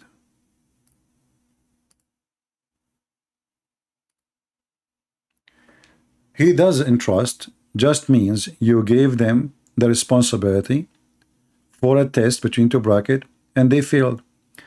But you know that when you use certain word, that word have a meaning. You cannot say it means. It just means. Trust is a trust. There's a billion word in Arabic can be used to describe what you are saying. And you Muslim, you claim that the Quran is a perfect Arabic. So how when the word Allah is using the wrong word if you want to say something else? If Allah he meant what you are saying, he shall not use entrust. And when you say for a test, this is the most stupid test because Allah is risking his book. You see, it is my responsibility as God, not as they are Jews. Jews are people, they are a human. Isn't it the Quran confirm that all human are sinners? How you trust a sinner? You do not need to test. Human beings fail always. Did Allah trust the Muslims in the protection of the Quran? Give me the answer. If Allah trusted the Jews as a test, well, he should give the Quran to be trusted to the Muslims. Look what the Quran says. And this is why the Muslims did not collect the Quran. The Quran says, Inna alayna jam'uhu wa Qur'anahu. It is on us to collect it and recite in it. It's not on you.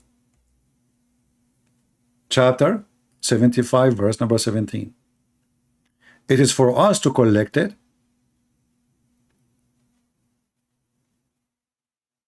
It's for us to recite it. You see here they add Muhammad, that's false. There's no Muhammad there. So the Quran making it clear that the one who will collect the book is Allah. Muslims, who is the one who collected the book?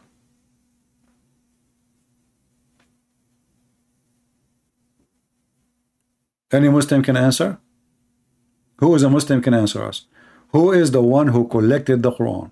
Was it Allah or Muslims, including Uthman, who burned the other Quran? Who is a Muslim? He have little dignity to answer. Did Allah keep his promise to collect the Quran?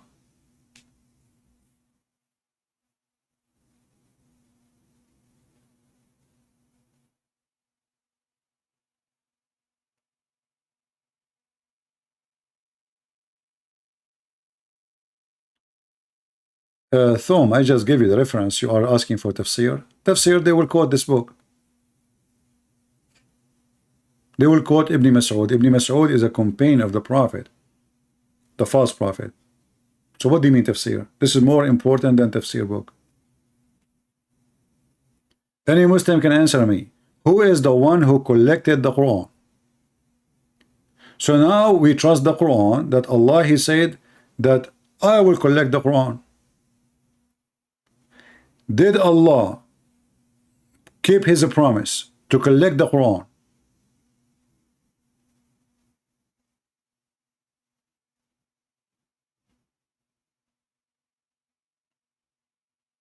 Any Muhammadan? Did Allah keep His promise to collect the Quran? All of us, we knew that the Muslims, they start collecting the Quran after Muhammad's death. All of us, we knew that Uthman ibn Affan, he burned the Quran. He burned many Quran. And this is the weird. The Muslim, they say that if you burn the Quran, that's haram, and they will go crazy. But the first one who burned the Quran is Uthman. So it is the Muslims who collected the Quran. And there was many Quran to the point they start burning them. And until now, there's many Quran. So when Allah, He says, it is on us to collect it. Us who? Who is a Muslim want to help us? My friend Yaakov, didn't you see I have a topic? I just started answering something. Just wait.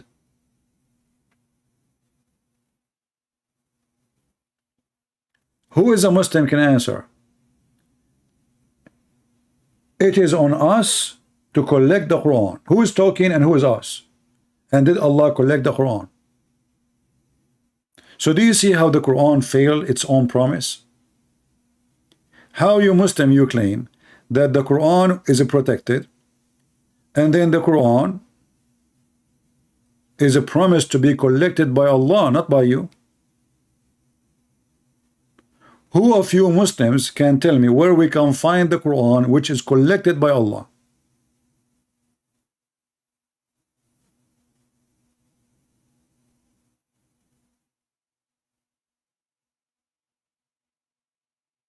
Any Muhammadan?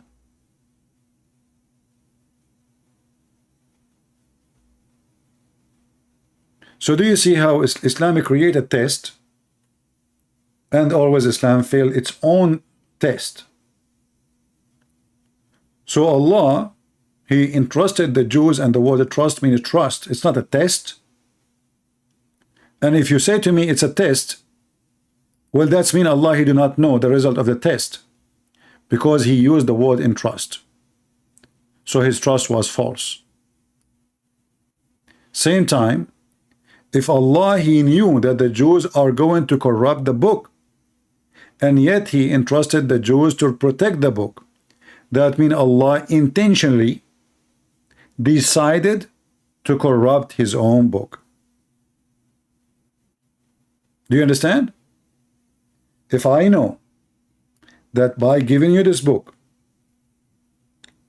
and I trust you to protect the book, and I am God who can see tomorrow, I can see the future, and I know that you will corrupt the book, is it that means that I'm a partner of the corruption, and I am the one who allow it, and actually I'm the one who planned for it?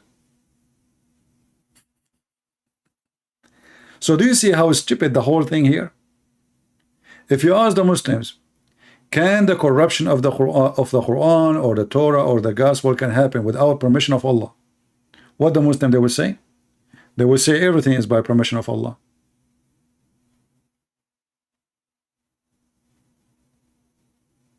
Everything.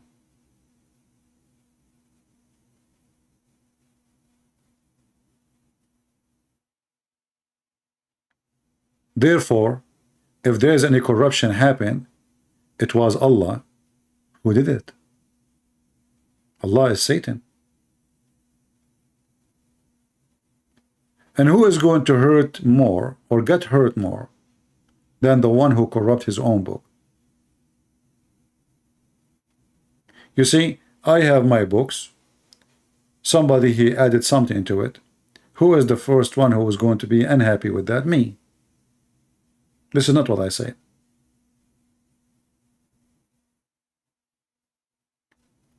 And if I give a book and I convince people that this is a book of God, and then I allow people to play with my book, and I am God, now I am misleading generations by allowing it to happen. Why? Because those people, whoever come after those people who corrupted the book, well, they believe. They are victims. They believe in the corrupted book, but for them it's not corrupted. Additional to that, why the Christians, when they come after the Jews and the disciple of Jesus, did not say that the Torah is corrupted? Why they accept it? Why the Christianity now they accept it? The story is very simple. Muhammad, he could not find any proof of himself.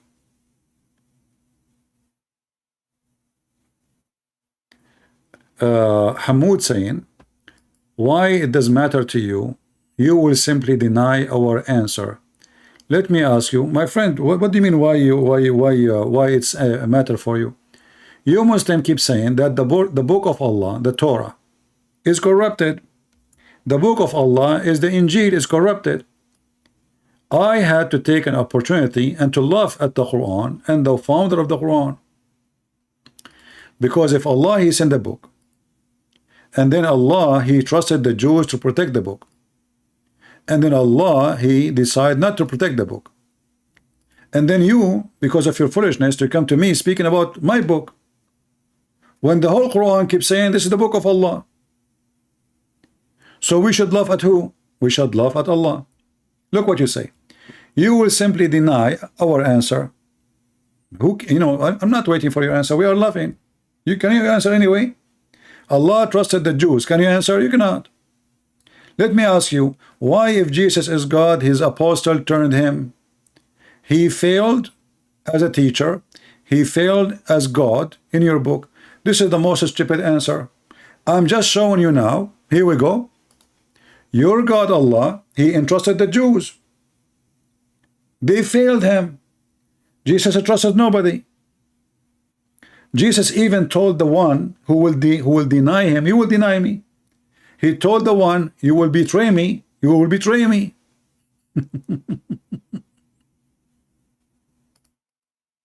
Your God, he trusted, and then they gave him a finger. Jesus told the guy who is going to betray him, you will betray me. It wasn't a surprise. Christian, is that correct? Is it true that Jesus, before those things happened, he told his disciple, each one of them, what he will do? Each one of them.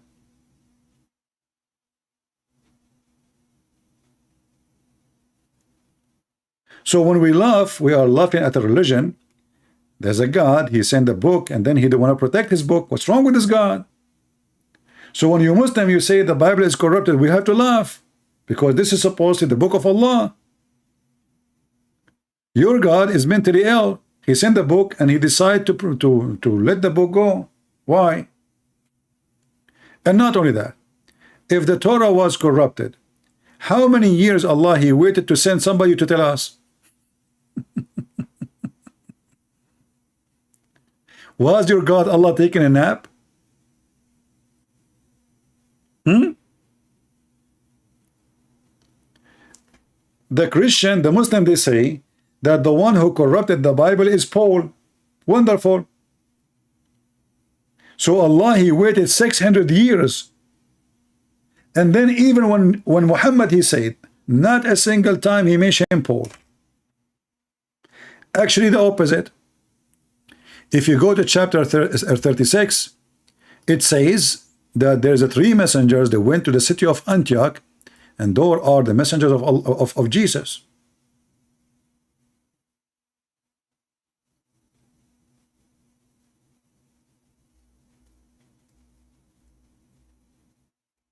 They are messengers of who? Of Jesus.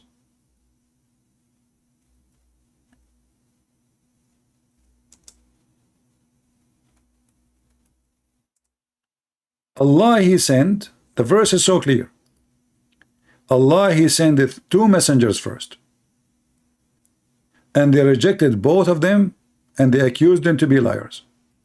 Then Allah He strengthened them with the third messenger. If we go and read Ibn Kathir or many Islamic books, we will find that the third messenger is Paul. Is Paul. And not only that, the Muslims books agree that Paul, he saw Jesus, and even Jesus, he made him blind. Shall we go to Ibn Kathir right now and we laugh? But every single Muslim, he says that Paul is the one who corrupted the Bible. But their stupid book says the opposite. Their stupid book says that Paul was a person who hated the Christians. He wanted to kill them. So the Messiah, he appeared to him in the way to Damascus. And then he turned to be blind. And then Paul, he prayed to the Messiah, asking for forgiveness. And then the Messiah, he forgave him, and he gave him his vision again. Shall we go and read?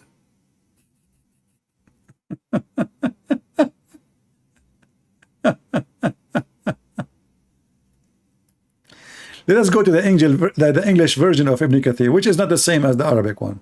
Chapter 36, verse number 14. And the Muslim, they will say, CP, this is the hadith, the narration of the story is da'if. The Mimi Hijab, it's fabricated. You remember Mimi Hijab when he spoke to me? He started reading this one, I was reading a different book. I said, you eat it. I'm quoting a different book now.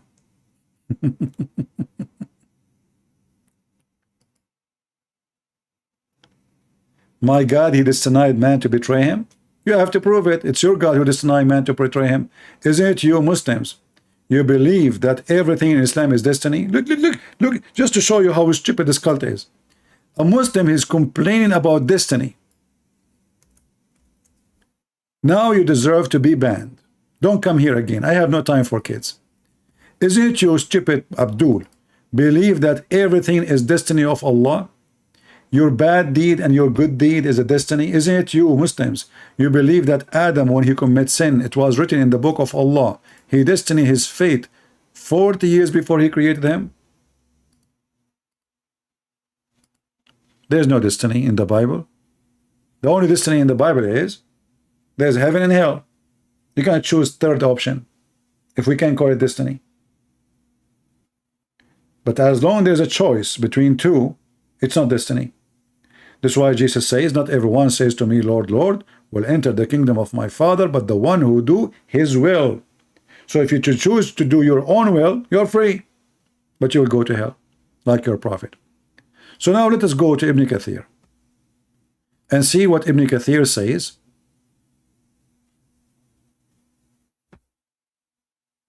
about this verse. Let us close those ones. Chapter 14, sorry, chapter 36, verse number 14.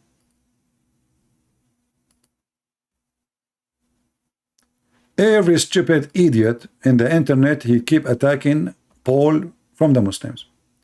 Then we go to their book, we will find that Paul is a messenger of Allah. And not only he is a messenger of Allah, he is the strongest between them. And he was sent to the city of Antioch. Let us read together.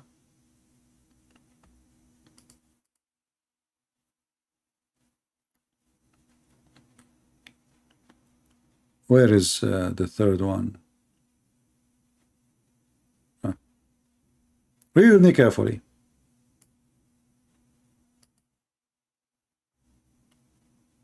So those messengers, they were sent to where?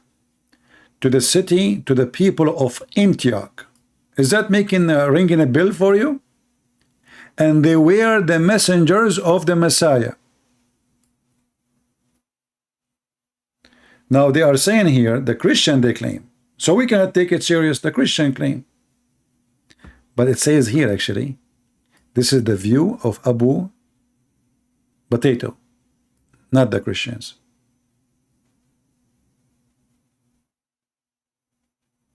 So he agree. This was his view. And then we continue. Let us try to find who are they, those three. Read carefully. So we reinforce them with the third. Meaning, this is now Ibn Kathir. We supported them and we string them with the third messenger. Ibn Jurayj narrated from Wahab ibn Sulaiman, from Shu'aib al-Jabi. The name of the first two is Sham'un, Simon, and the second one is Yohanna, John, and the name of the third is Bulos, which means Paul, and the city was Antioch. Do you see it? Do you see it, people? Do you see why we Arab Christian we laugh at this religion? In their TV they insult Paul. In their book they say Paul was a messenger of God. But look what happened now. Anyone knows what is the consequence of this stupid statement now? If Paul and John and Simon Peter, they are the messenger of God, but who is the one who sent them? Who is the one who sent them? This is Jesus. Is that correct? So how they are the messenger of God and Jesus is a prophet?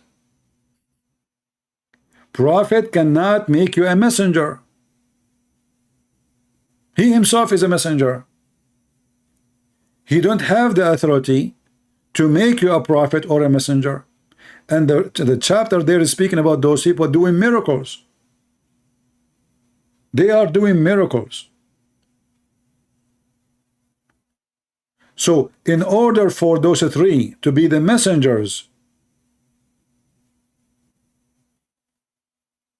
sent by Jesus, Jesus have to be God.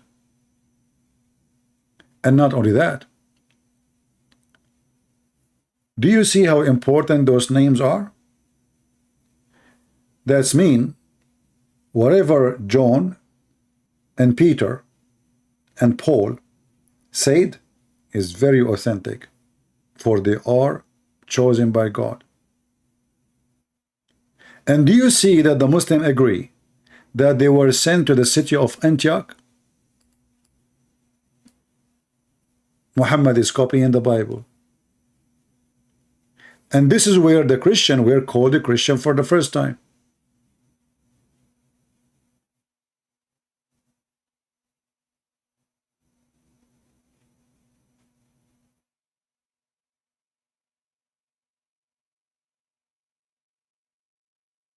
Well, the Muslim, when they say that preserve, it's mean word by word. But as you see, this is a lie. Even the Quran itself saying it clearly that the Quran is not preserved. The Quran itself saying that. How is that? Here we go. Read and laugh. Chapter 2, verse 106 says that Allah make the Muslim forget the Quran. And Allah will make the Muslim forget the Quran so he can send a better Quran or similar Quran. And this is why this happened, because Muhammad, he cannot remember to recite the verses twice correctly. So in order to give himself excuse, he said, don't worry. If Allah, look at the first translation, if we supersede any verses, why Allah want to supersede any verses? Or cause it to be forgotten. Why Allah want to cause the Quran to be forgotten? I mean, have you ever heard of somebody, he sent a book and he caused you to forget his book? Imagine Jesus, he says something today in the morning, and at night he says to you, forget it.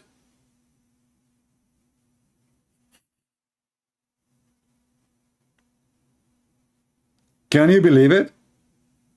And not only that, he asks you to forget it, and he says to you, I'm going to make something similar for you. Have you ever heard of a stupid thing like this? So you have a house from 3 bedroom. Allah, he will burn it for you.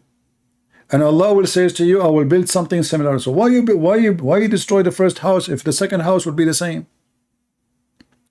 And there's more garbage in this verse. This verse, by the way, is a priceless. And for very one word is a priceless.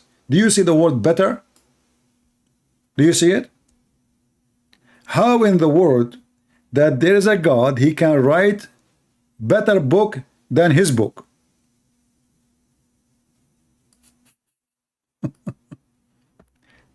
Do you understand what I'm trying to say to you? Supposedly Allah is God, and the one is talking is Allah. Okay, wonderful.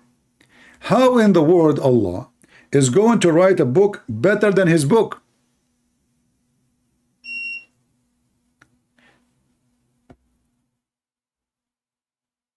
Anyone can explain?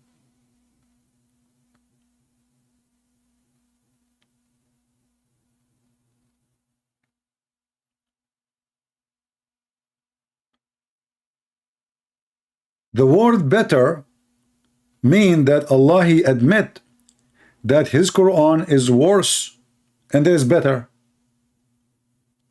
And then you ask yourself, was Allah in the state of non-perfection when he wrote the first book?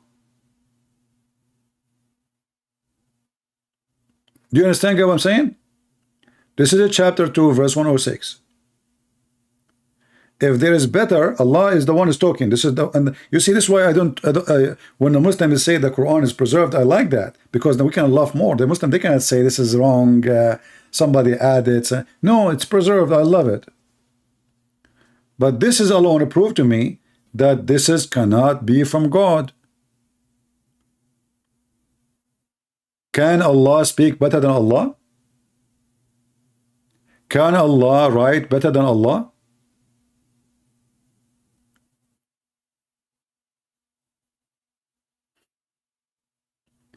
If Allah is the one who made the first Quran, how Allah is going to make better Quran than the first Quran?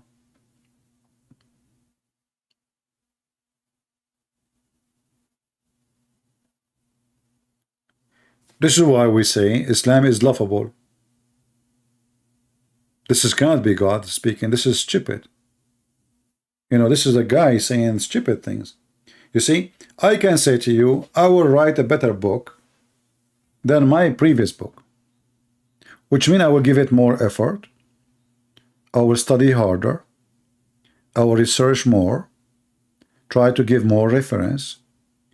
It can happen because a human being can improve himself, and you know, he gets smarter, or more education, or more skills in writing. But we are talking about the perfect God. So if this is the scenario that Allah is going to write a book better than the previous book, that means Allah was not perfect when he wrote his first book. And he is not going to write a perfect book tomorrow too. Why? Because it is just better. Not the best. Better is a word you use to elevate one upon the other one. Is that correct? That means the first Quran was not equal to the better Quran. Then how in the world Allah he wrote a Quran which is not good?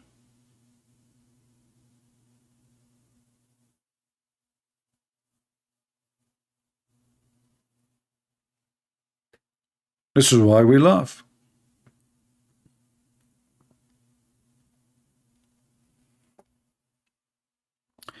Can you show proof for only one God? Why only one? Big Shama, my friend, I don't care really if the God is 1 or 2 or 5 or 7. That is not really will make any difference. Show you a proof about what? If there is somebody believe in 7 gods, 10 gods, 20 gods, and they all exist, then he's right and you are wrong. So when people like, you know, Muslims, they focus too much about the number, like one God. We believe in one God, and he think when he says such a word, like he is a supreme, he is strong in the position. For me, it is laughable, because it doesn't matter really if it's 1 or 2 or 3 or 5 or 7 or whatever. If they are exist, they are exist. Can I change the number? Guys, do you understand what I'm saying? We don't accept God because he's 1. What if he's 7? What if there's a million God? We don't have a choice to, they are God. The question is, are they true or not? And I think our friend here is a Hindu. So this is not the challenge for any one of us. Because who care about the number?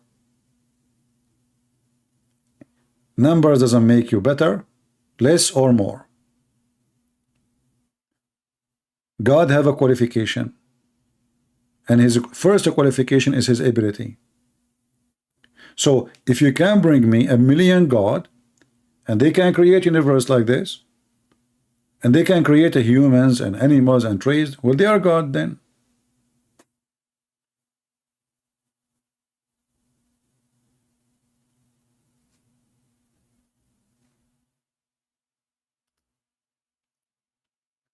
So the challenge a human being he face is not about the numbers of God. Like you as a Hindu, as I heard Sadhguru, he said that Hindus, they believe they have a 35 million God. 35 million. The number for me is weird. And like why they stop with number 35. But you can say the same, why you stop number 1. But it's not really the number. What will make the God of Hinduism is false.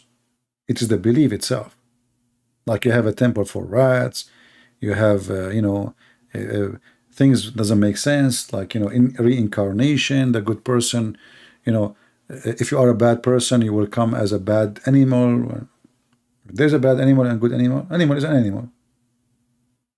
And then we find that there's Hindus, they worship gods who they are rats. A god become a rat. I thought if you have a good karma, you will turn to be a better creature. So how God become a rat? So when we reject Hinduism, we don't reject it because of the 35 million God, but we reject it because nothing makes sense there. The vegetarian, the vegetation, and etc. Like, do you know that even plants are not vegetarian? Do you know that?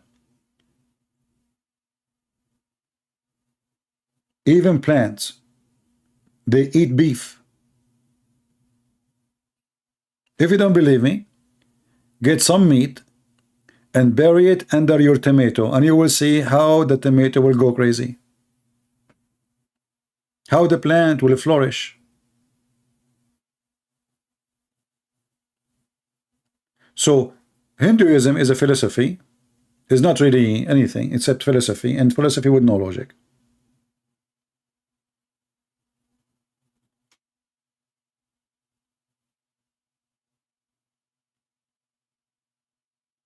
Islam is, on the other hand, I believe it took a lot of things from the Hindus.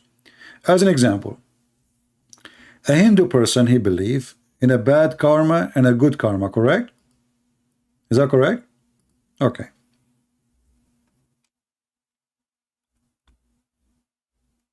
If a person he is a he have a bad karma in life, karma mean action.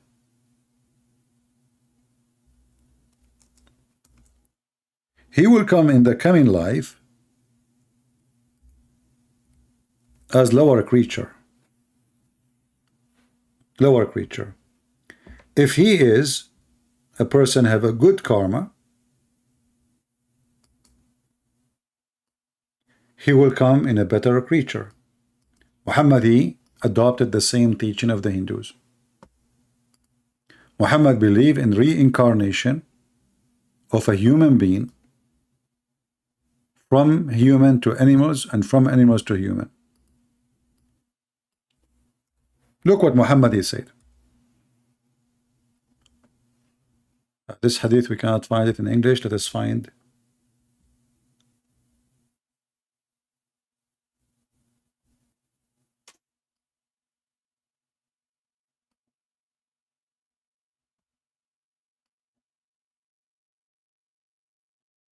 Let's try to find it in different form.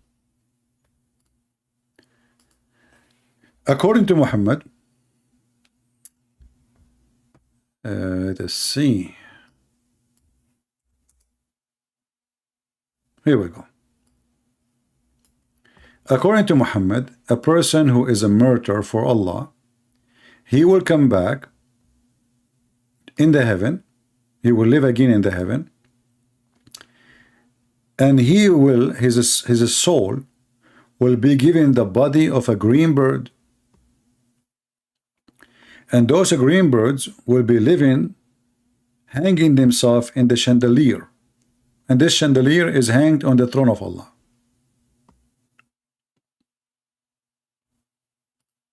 Do you see it? So here you ask yourself, who is the Hindu?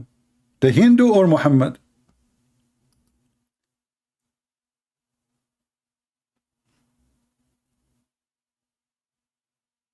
Do you see it? Those who they are killed, they are murdered for the sake of Allah. Allah, He will put their spirit in a corpse of a green bird.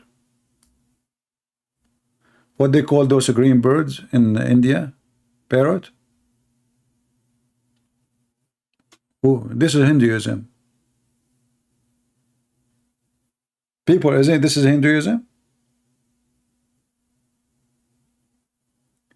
And now supposedly Allah is spoiling them, and He made them a green bird. But look what happened. How this guy, he promised them 1,000 times that you will have and you will F millions of women. How he is a bird and there is women waiting for him. Do you see the stupidity? How you promise them that there is a lot of women waiting for you to sleep with them, and then you go to heaven, you find yourself a green bird. How you will sleep with those women? You will use your beak? Kukuruku? So to our friend here who is the Hindu, I say to you, Muhammad obviously is copying from your belief many things, and the proof is right in front of our face. This person, he have a very good action. He died for the sake of Allah. He was getting some Christians, some Jews, and now Allah is going to reward him. Time for the payment. How Allah will reward the Muslim guy who died for his sake? Allah will make him a green bird. Happy ending.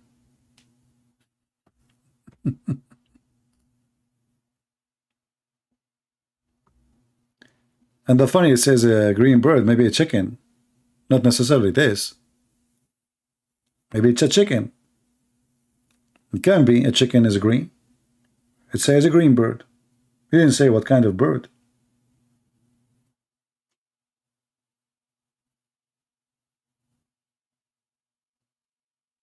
And what this guy will be hanging under the throne of Allah, he will say takbir, takbir, takbir, hummus, shish kebab, sallallahu alayhi wa sallam.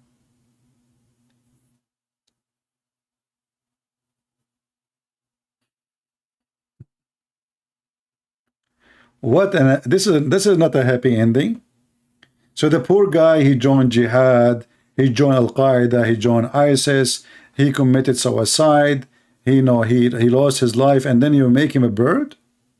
This is the end?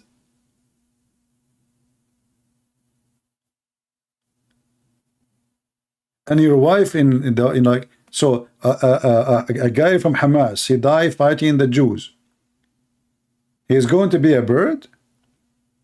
So his wife on earth, she is saying, man, my husband now is a green bird. Can you talk to me, honey? Hello, honey. Hey, honey, talk to me. Hello, honey.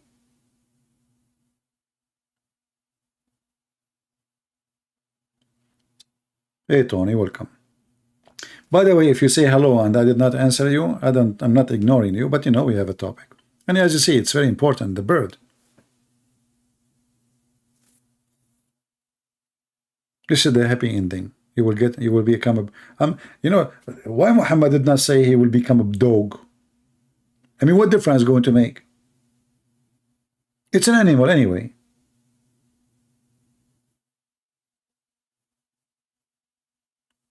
And supposedly now the Muslim says, Alhamdulillah, I will be a green bird. What about stay as a human?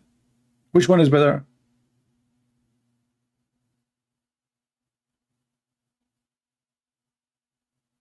How this guy is going to drink wine? Isn't it the Quran promised him a river of wine?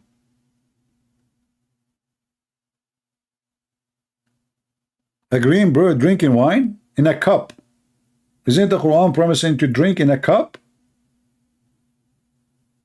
So you are a bird and you are drinking a cup.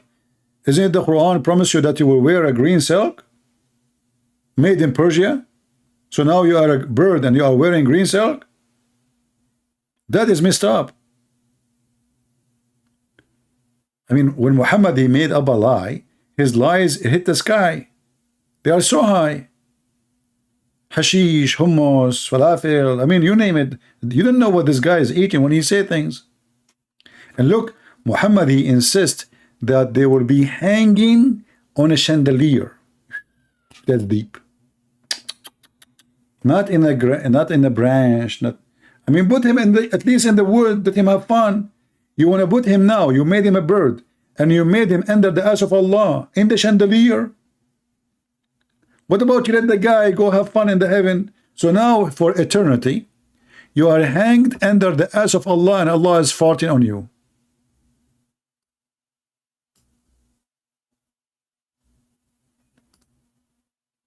Let him go, let him have fun. Now he is a bird. Maybe he will find a spouse, a bird like him, female bird. You know, they are like flirting now. Like, do you like me? Do you? Do you? Do you love me? Do you? Do you? Do you hate me?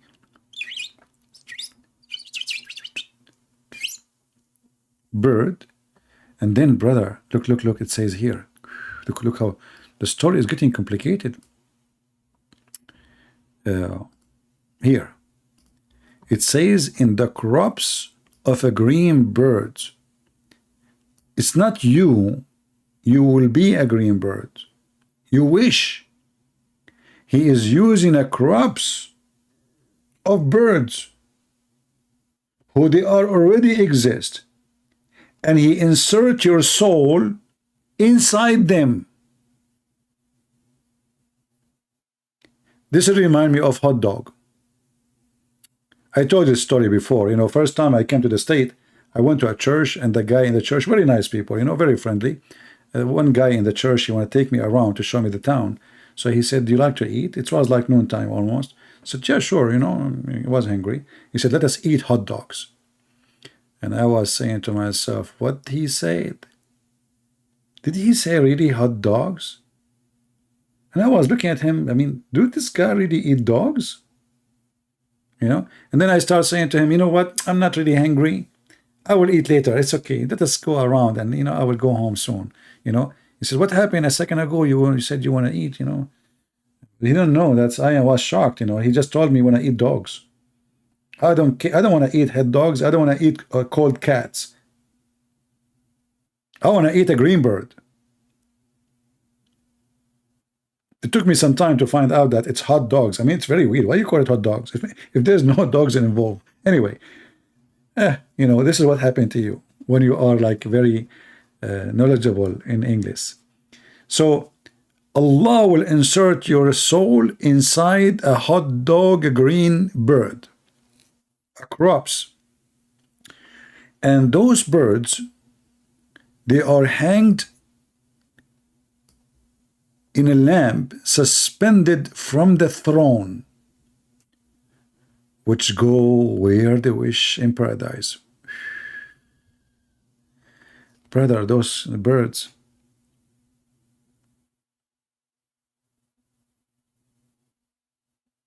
they do not need to fly. the chandelier will fly. I mean, what a lazy bird. So you spend your life as a bird, going around in paradise full of Abdul having sex, and you are the only one who is just watching. And the excuse is that Allah now He favor you and He made you a green bird. Somebody give this one to Sadhguru. You know Sadhguru in India? He will love it. He will make a story of it, and he will make himself look smart, you know, because this Sadhguru, he bring a bunch of idiot, and he said, sit down on your ass, relax, close your eyes. Now let the bad energy come out. The bad energy, and by the way, don't forget the donation too, come out. And we have an envelope, you can put the money there. Let the bad energy, and let one of the girls come and take the donation, okay? And let the bad energy come out. And please don't close your eyes when the donation collection is coming, you know, open your eyes to give the money. And relax. And now I want all of you to raise your bum, because this is how you can relax. And now let the bad energy come from your bum. All the negative energy, keep only the positive energy. And don't forget the donation, by the way. And now, and then the guy, he keep talking about accepting each other, being nice to each other, refusing the bad energy. If somebody didn't agree with you, don't get angry. Learn the acceptance. Learn how to suppress the bad energy. I made a video about him 15 minutes after he went to YouTube and he reported me. It turned to be that all the bad energy in the world is in his ass. I mean, at least wait for 20 minutes. 15 minutes. They went to the channel of Sadhguru. They told them that this guy, he made a video against him. He went to YouTube and he reported my video. And he is the guy who spent his day talking about accepting each other. If somebody disagree with you, why you get angry? Because you have an echo inside you. Because you don't want to accept that you can be wrong. Why you get angry? Try to accept even if he is wrong. Because it's possible that he's right. Don't worship the inner inside you. Bad energy is our problem.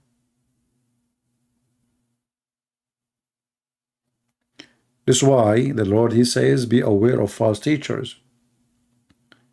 From their fruits you shall know them. Correct?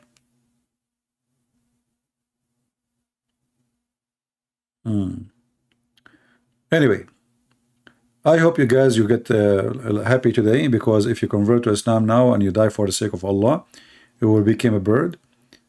And look at not only this, look at this conversation here. Here it says that the Lord looked down at them. Allah, he looked down at those murderers who became bird now. And he said to them, whether they desire anything, they say, look at this, look. They reply, what they could wish when they can go anywhere they like in paradise. If. It looked like only those birds can go, the rest are not. And then he does that with them 3 times. Allah, he repeat the same question 3 times. Look, this is Sadhguru. Sadhguru, he say, what do you like me to do for you? You say, well, what more we want than going everywhere in the paradise? Sadhguru, he is not convinced with the answer. He asks you the same question again. What do you like me to do to you? You say to him again, what more we like to do more than we can go anywhere we like in paradise. He is not convinced. And always, all the questions and answers in Islam have to repeat it 3 times. And remember, Islam is against Trinity. But why Allah he have to ask the question 3 times? Allah knows best. So Allah, the 3rd time he asked them the same question. And then when they see that they will not be left alone, like what the heck? Sadhguru is losing his patient. Allah became annoying. Allah keep asking the same question. It's like a radio station. Do you know the Middle Eastern women who bought a CD to make a cake? You know this story? This is a true story, by the way. Sahih Bukhari. She brought a CD teaching her how to make a cake. And then she put it in the stereo, you know, and the CD is playing. It says break an egg. Break an egg. Break an egg. She broke 30 eggs. The CD is still saying break an egg. Break an egg. Break an egg. She called the husband, hurry up, send me more eggs. I will lose counting. He sent her like 2, you know, tray of eggs. Break an egg. Break an egg. Break an egg. Anyway, the end of the story, the CD was stuck and the egg was broken. Allah is a CD who is stuck. Break an egg. Break an egg. Break an egg. And those guys who they are birds in paradise now, they notice that this God is annoying. He will not leave them alone. So when they see that they will not be left alone without asking something, look at this. What kind of heaven this heaven is? This reminds me when I was in the Philippines. I went to a beach. There's nobody there. Literally nobody. I wake up in the morning before people go, you know, and there was a guy. He stood behind me and he started screaming, Balut, Balut, Balut. What the heck? I look at him and hey, buddy, if Balut is here, he would answer a long time ago. I mean, he stood behind me. There's nobody in the whole beach. He said, sir, I'm not looking for a person. Balut is an egg. Do you want to buy some, sir? And this is Allah, Mr. Balut. He keep asking them the same question. And they are now supposedly in heaven. And the beach is empty. And he chased them. He keep asking, no. Tell me, you know, what do you like? What do you like? And Allah, like, come on, Allah, we don't want anything. Just leave us alone, man. But they notice that Allah will not leave them alone. It's like a scam coming to your door. He keep knocking. And then they tell their Lord that they wish him to return their spirit to their body so they will maybe be killed in his path once again. Look at this wish.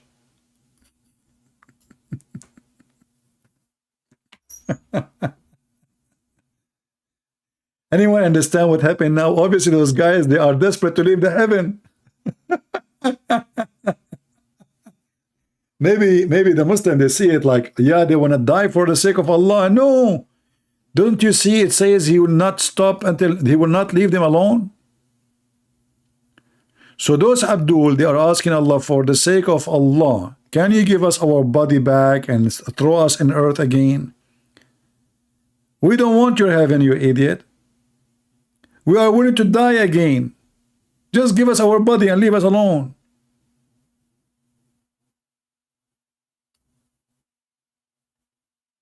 What a stupid religion.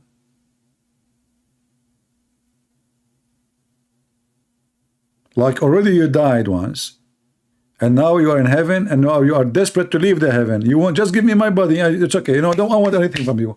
Just please give me my body and throw me back. I want to die for you. Don't worry. I want to do jihad for your sake. What kind of comedy is? And who is the stupid fool want to believe in it? Mr. Bird. If you want to know how Osama bin Laden now look like, take a look. Should he look like Osama, to be honest with you? I don't know, somehow. I'm not sure, really. I mean, the mouth, I don't know. He looked a little bit different. There is some. I'm really confused. Maybe it's Osama. I don't know. Oh, this guy, he's not a green. Why green, by the way? I mean, there's a million color in the world. This guy, he's stuck with. Look at this. How beautiful this guy. Why not the red? Oh, look at this guy. What he's doing? What the heck? What he's holding in his hand? Yellow, yellow. You know, the yellow is a special color for the Shia. Anyone knows what is special about it? Who remember? Let us see if you guys remember. Why the yellow color is special for the Shia? Anyone knows? Okay. According to the Shia, if you wear black shoes, your private part, your penis, will never function. If you wear yellow shoes, your private part will be like boing, boing, boing.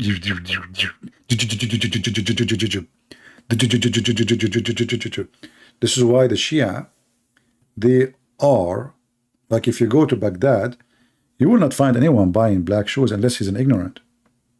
They are the cheapest. But in the same time, who in the world want to wear yellow shoes?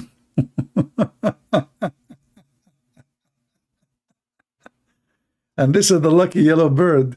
So you can imagine how good he is in bed. I mean, this guy is not only his shoes is yellow, everything about him is yellow. Unbelievable. True story, by the way. Look at this guy here. Yeah, this is a Muslim bird. Takbir. What stupid religion.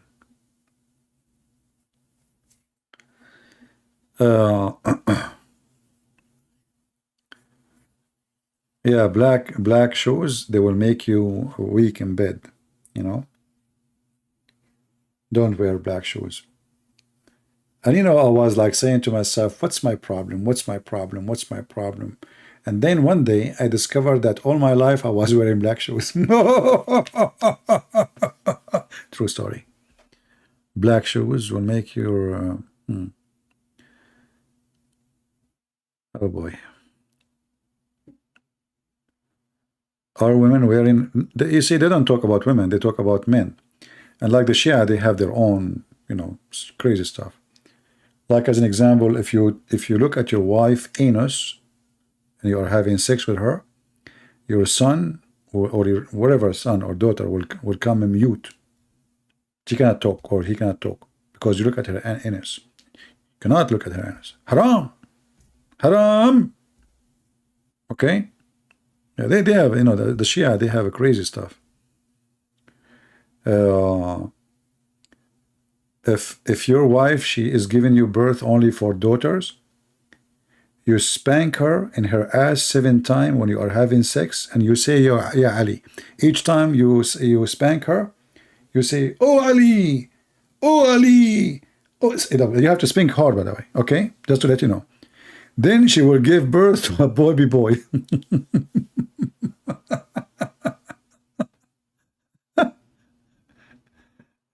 But you remember Muhammad, he said that the one have orgasm first, the baby will be like resemble the. So just according to Muhammad, the Sunni, if you have orgasm first, the baby will be a boy like you if you're a man, or will be a girl like you if you are a female. Just have orgasm first.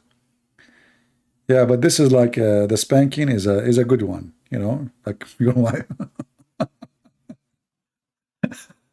Don't practice it tonight with your wife, okay? Otherwise, you will have boys for the coming 10 children you will have, they will be all boys. Spanking method. Unbelievable. Crazy, you know, crazy religion. Yeah, actually, like the Shia, they have way more stupid stories than the Sunni. But the Sunni are no different. You know, I mean, they have their own fiction. But the Shia, they fly too much. I mean, they are really, really too much high. Like, you know, Ali, he was in China, and he was in Europe, and he was in Damascus, and he was in Mecca in the same time. Brother. And Al-Hassan, he speaks 70 million language. Brother. 70 million. Just only 70 million language. Okay, what you can do about it? If I want to make just a special program about the Shia, you will die laughing.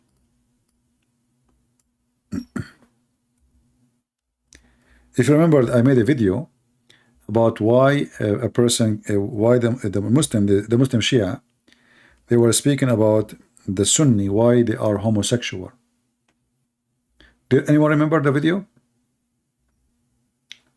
He said that if he is a Shia, Allah will protect his anus from shaitan.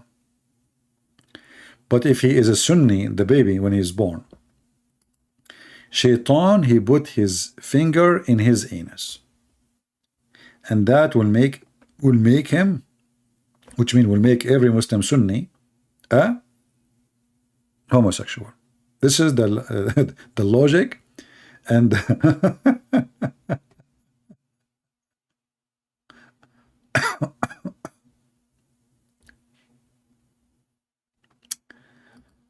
oh boy, hard to believe, isn't it? And it's sad, by the way. I mean, we are in the year 2000, whatever, and then the people, they believe in this, and they go on TV. I mean, this guy, he have his program. His name is Yasser al-Habib, you know. And he explained, and he move his finger, and he tell you how shaitan, he insert his finger in the anus, brother, in the anus of the Muslim Sunni.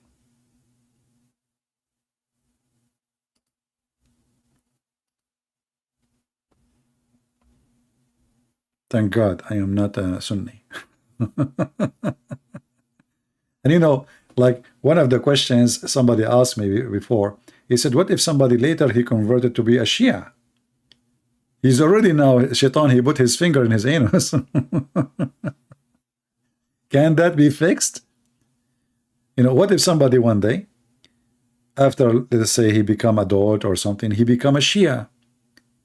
And then this sheikh is saying that when you are a child, shaitan, he insert his finger in your anus, and thus you will become a homosexual. Okay, what if this guy, when he grow up, he become a Sunni? Is Allah going to reverse what happened all this time? Oh boy.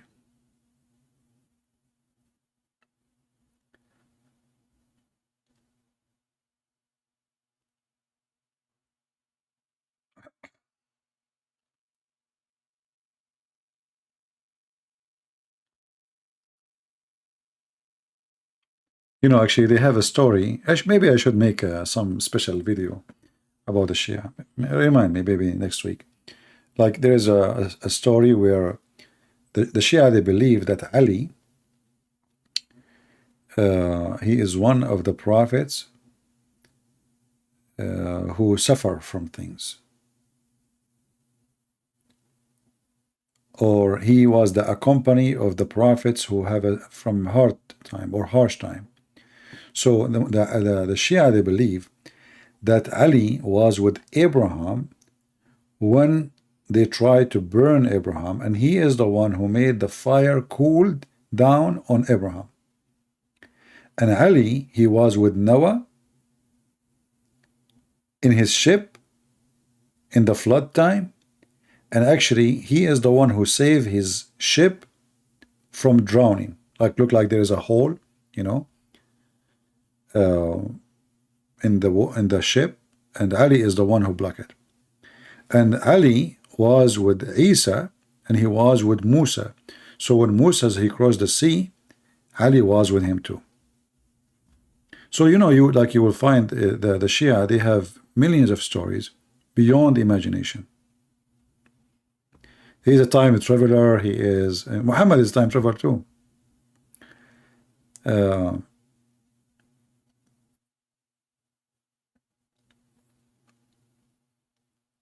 I'm just trying to remember like some stories.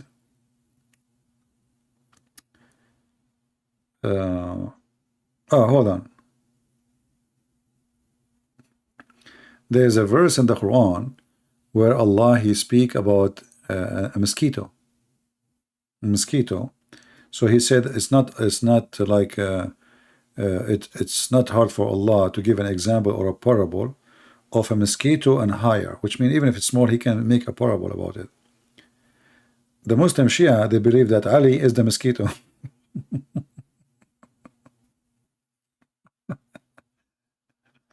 And what is above it is the messenger of Allah. So Ali was a mosquito carrying the Prophet of Allah before they become human.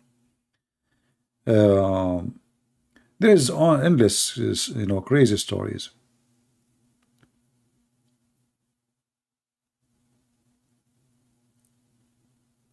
Oh boy. There's a story about Noah. I'm trying to remember what the story was saying. I need to search for it because I forgot really. Yeah, I think what the story is saying, that Ali, he was with Noah in his ship, and then Noah, he come to Ali, and he put his hand over his, like he asked Ali to open his hand, and then he wiped his hand over the Noah, he wiped his hand over the hand of Ali, and then he says, from the seed of this donkey, a donkey will come, and he will be rode by the master of the prophets and the seed of the prophet. And here you ask yourself, how in the world you say such a thing?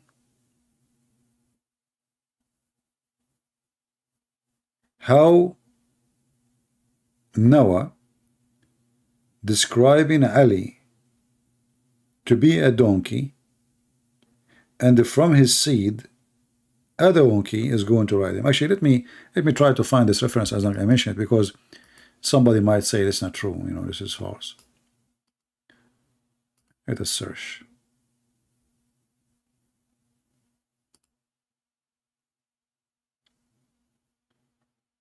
Okay, let's see. There we go, we found it. And I will give you the link, so in case they say this is not true.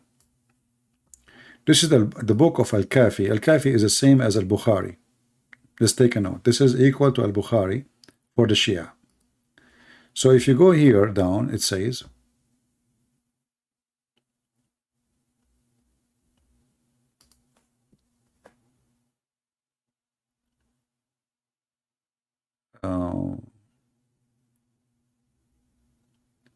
it says here, from his father, from his grandfather, he mentioned that Ali, speaking about Ali, that he was with Ali, he was with Noah in the ship, and then Noah, he walked to him and he wiped his, what they call the hand, like the upper side of the, like when you open your hand, in the word in English. Anyway, go will translate it. So he wiped his hand and he said, from this donkey, a donkey will come, and the master of the prophet will ride him. And if you go here a little bit before it, it says, that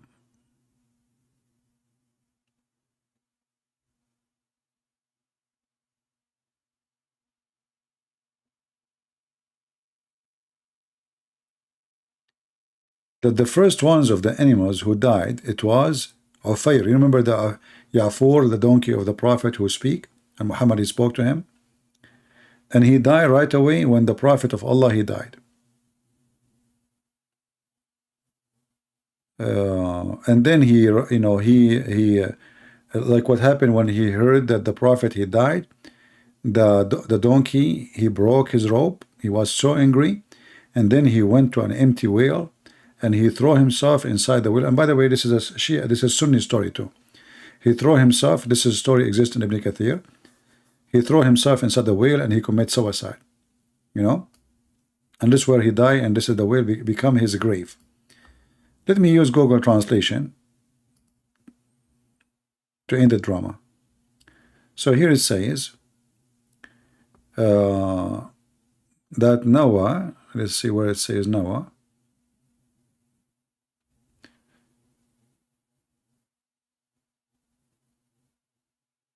Yeah, here speaking about the donkey, how the donkey commits suicide.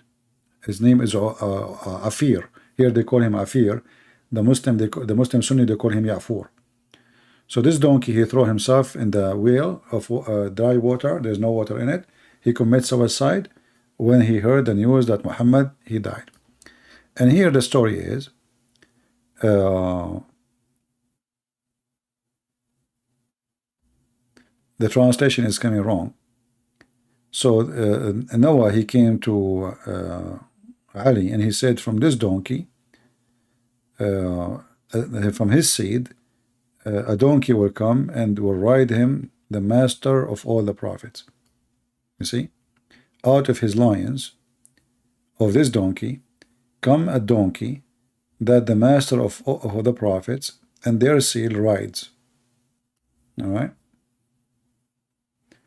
And then he says, praise to Allah who made me that donkey.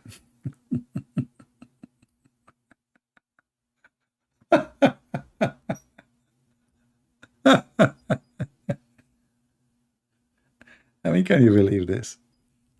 And again, this is the reference here, Al-Kafi, which is equal to Al-Bukhari for a Shia, volume number 1, page number 237. Let me send you the link.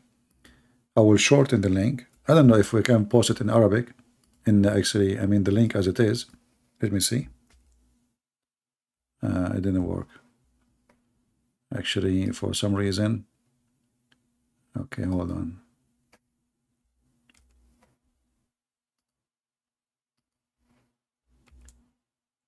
Oh, it doesn't go. It says very long because there's Arabic font. Let's see, link, shorten, link.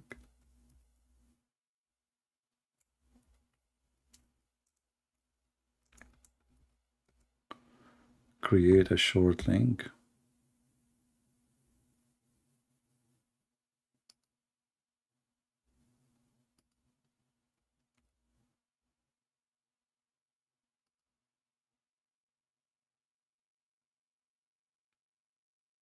Okay, now we post it for you. And let me know if it works.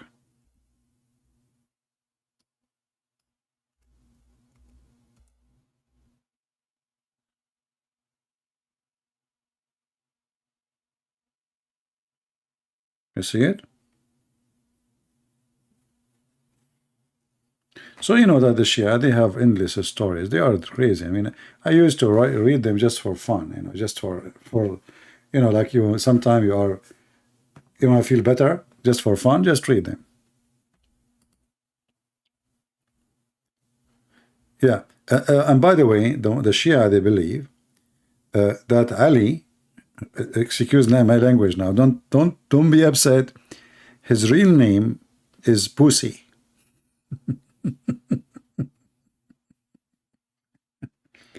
And his name is in the Injil is Elijah. Elijah is Ali. In the Torah is Bariah. In India, his name is Kabur. In Rome, for the Roman, his name is Batrisa. For the Persian, his name is Jubair. For the Turkish, his name is Tapir. For the black people, his name is Haytar. And for the priest, they call him Pussy. Excuse my language. I mean, that is something, isn't it? That is something. And now for sure they will say to you it's a lie. So we better find the reference before they eat us alive. Let us see if I can find the reference. Hold on.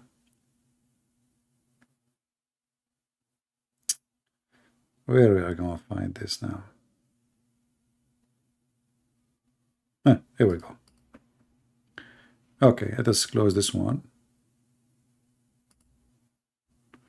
And we take this one.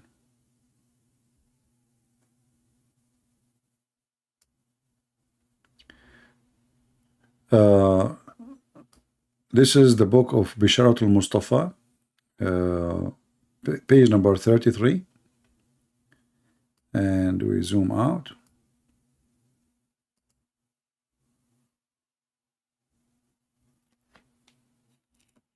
This is the part. I'll use Google Translation.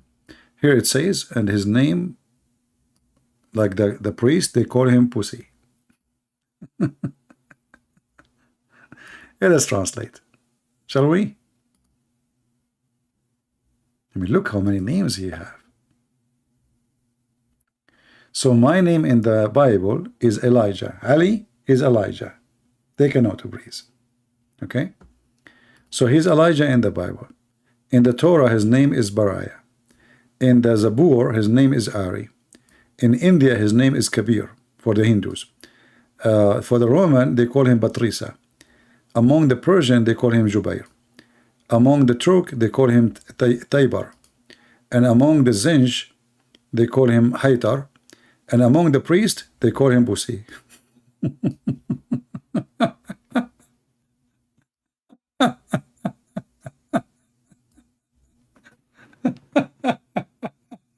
No comment. It's not my fault. Don't hang me. I just read. None of my business. You know?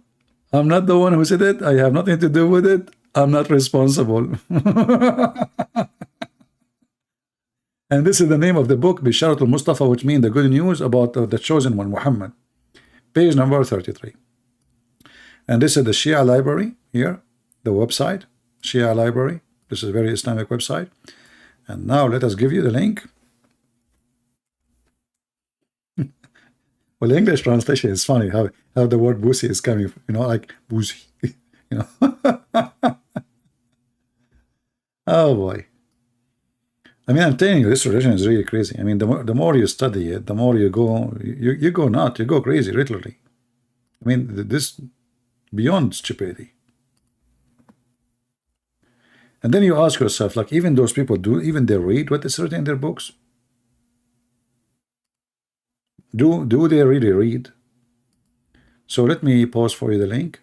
Who won the link? This link is a priceless. You have to pay for it. Now I got you from your hands, all of you. You have to pay for this page. You like it or not, I got you.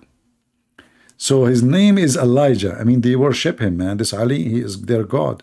By the way, if you go to Iraq or to Iran and you laugh at Ali, as we are doing now, you will be dead in 2 seconds. Never do that there. I'm serious. Never, never, ever. They will kill you immediately. Yeah, let us make an auction. Who want to pay more to get this link? You know, halal link. Here we go. This is the link. You can open it and you can save it in your, yeah. So the priest, and the funny is, the one who called him the what word is the priest. Look like the priest, they choose the correct word for him. And then among the Abyssinians, Batrik, look, this guy, he have multi names. Man. How many people watch your debate live when you debate Sheikh Othman? This guy would never dare to debate me. How he would debate me? He's a coward, he's potato.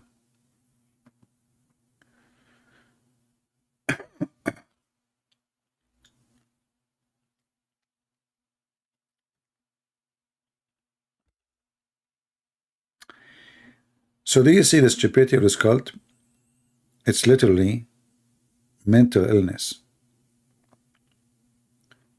This is how they think and what they think about Ali and Muhammad. And even the Shia, they believe that Muhammad and Ali and his children, they are light, they are not a human. So they were light in the forehead of Allah, and they are made of light. They look like a human, but in reality they are not a human. This is why the Shia, they are really, I mean, too much different from the Sunni. They go farther in worshiping Muhammad and his family.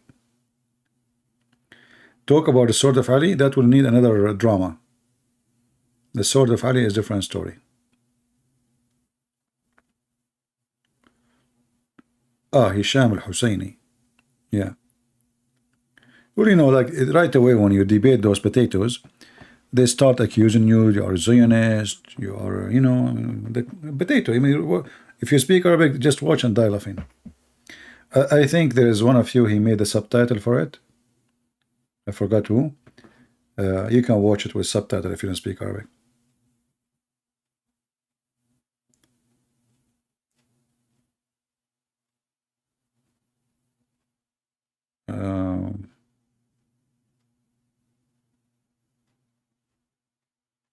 Yeah, I mean, if this Uthman, he could not even handle good logic, and we cannot compare what I know about Islam and what good logic know. How he can handle me. That's why they are intimidated. They will not dare even to speak to me. They knew. But even a kid, he was able to make him hummus. Let me see if I can find the reference about the yellow shoes. Who want to see the yellow shoes? And the black shoes. Let us see.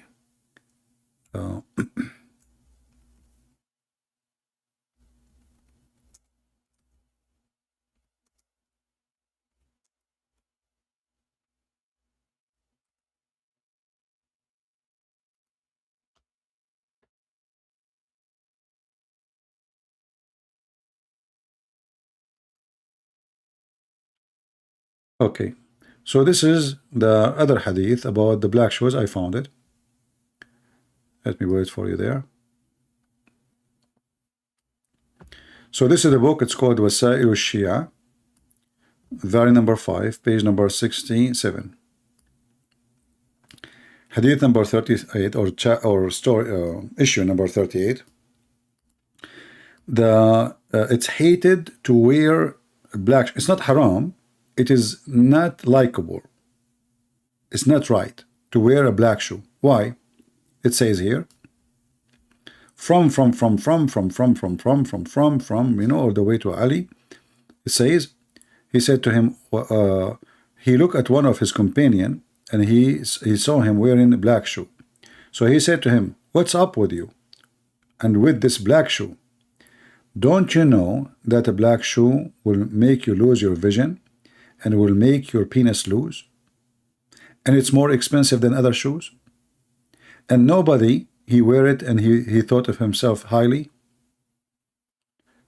All right? And this is the same hadith here, you know. So, according to the story here, if you wear a black shoe, you will lose your vision and you will lose your penis. Let us use Google translation, shall we? Guys, you like it, don't you? When I'm going to go? Today, I said to myself, I'm going to make a short video. I think I need to buy an alarm and put it here in front of me, like 45 minutes and done. So this is the reference, Wasa'il al-Shia, part number 5, volume number 5, page number 67. And here it says, when he was walking with his companion, he said to him, he saw him, he looked at him, and his companion was wearing black shoes.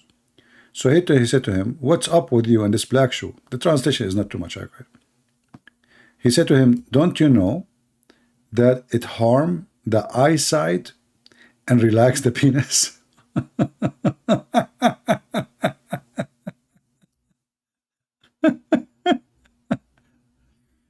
So, my friends, if any of you, she have a husband and he is not doing good job in the bed, I want you to go right now immediately and throw all his black shoes in the garbage.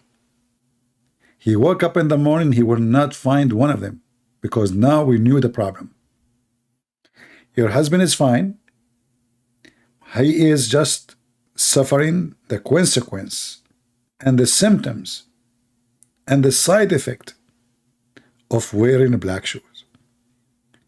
And I'm sure now that we solve a lot of problems. And your husband, he do not need to buy any medication. He do not need to see any doctor. It was the black shoe conspiracy. Now I need to find the other hadith about the yellow shoe, but it should be here somewhere.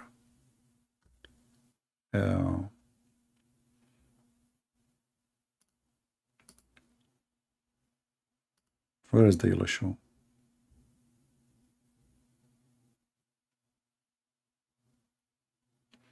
And actually, if you read the second part, it says, and it will make you, you will be anxious. You know, you will be anxious. You will be worried all the time. Just by wearing the black shoe. All of this, all of those things happen because you wear a black shoe. Let me see page number 66.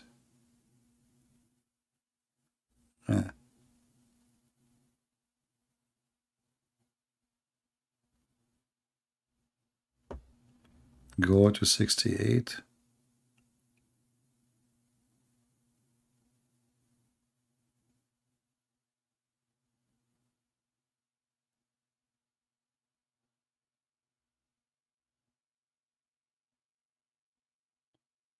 Yeah, this one repeating the same thing.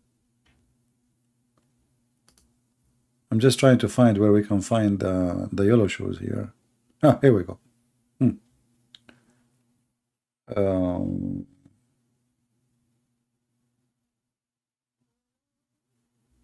But here is not talking much about 6 with the yellow shoes. Let us see maybe the page after.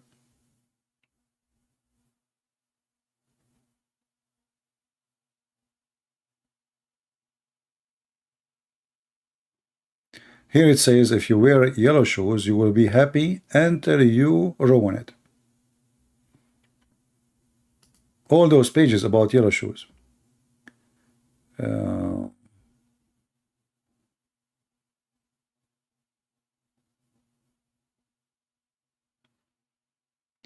If you wear like a light shoes, that will prevent you from having, I don't know what the name of the virus. You know, it's a virus, you know, destroy your lung. I forgot the name in English. Maybe somebody can help. Actually, we can use a Google translation. Hold on.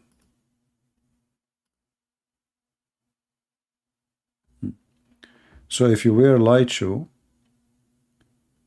that prevent, where is the translation? Prevent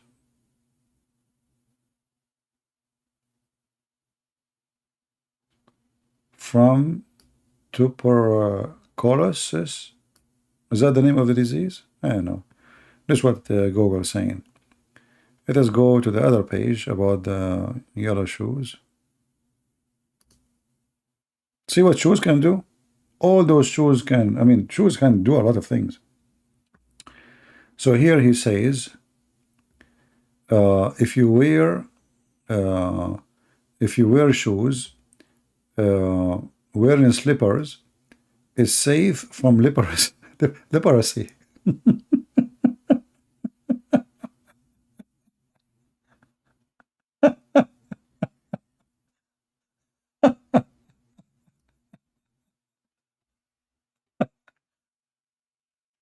You know what? I'm going to open a clinic just to teach you guys about health advice.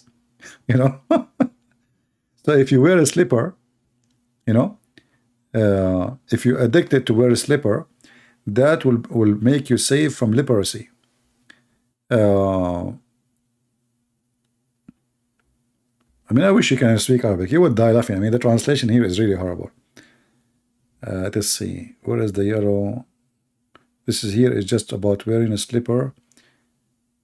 So if you wear a slipper too, it's going to make a strength in the sight. Your vision will be strong. See? How many of you are wearing glasses? You do not need the glasses. Just you need to wear slippers. Take my advice. Try it. It will be fine. Where is the yellow thing? Let us see. I think we passed it.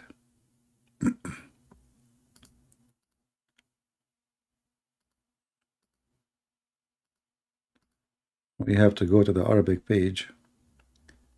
And let us see if we go to page number 75.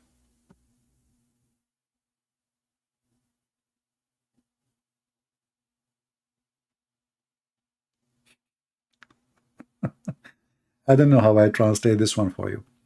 So here is advising them not to wear one pair of shoes. So like you have to wear 2 shoes, each one of them from different pair. Why? If you do that, Shaitan, he cannot really get hold of you. So like you buy two shoes and you wear one shoe, one from the other shoe and one from the other shoe. This way, Shaitan, he cannot get hold of you. Let's see here. It's a wisdom, you know, this is always wisdom. It's hard for you to understand.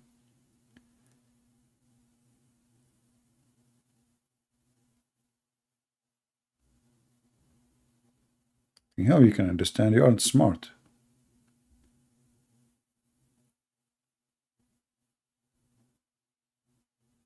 I mean, all of them, they are comedy.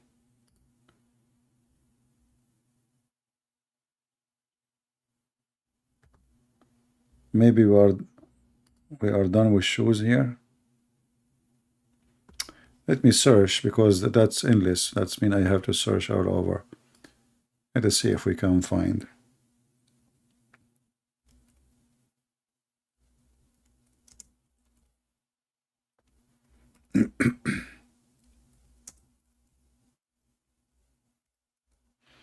You know, Google make things a lot easier.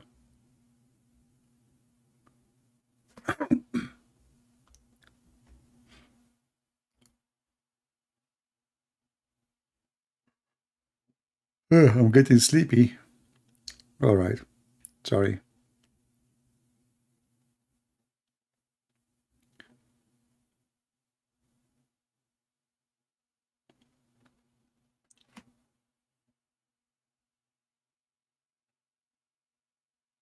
And there is like white shoes, yellow shoes, black shoes. The black shoes is the worst.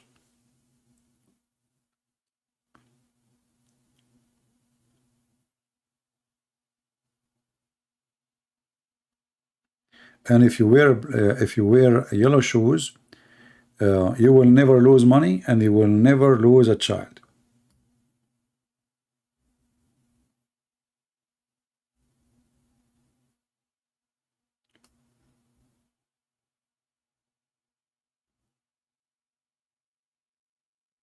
Yeah. I found the one. It says like wearing yellow shoes will make you happy. Let us see.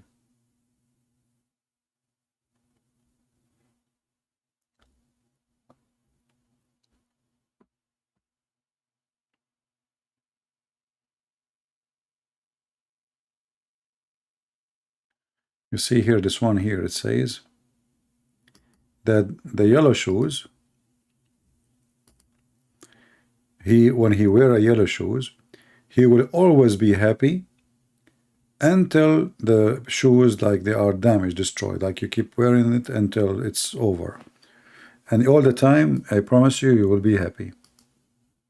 Try it. You know what? I think that, like, imagine if you are trying to invest in the stock market. How you can guarantee that the stock you are buying, they will never lose? Wear the yellow shoes. As long as the yellow shoes mean you will ever be happy, that means you will not lose. So it says here, the one who wear yellow shoes, he will still happy until he wear them out.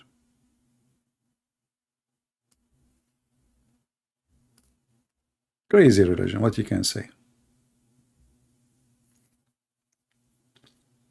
And this is just little of millions of crazy stories. Yeah.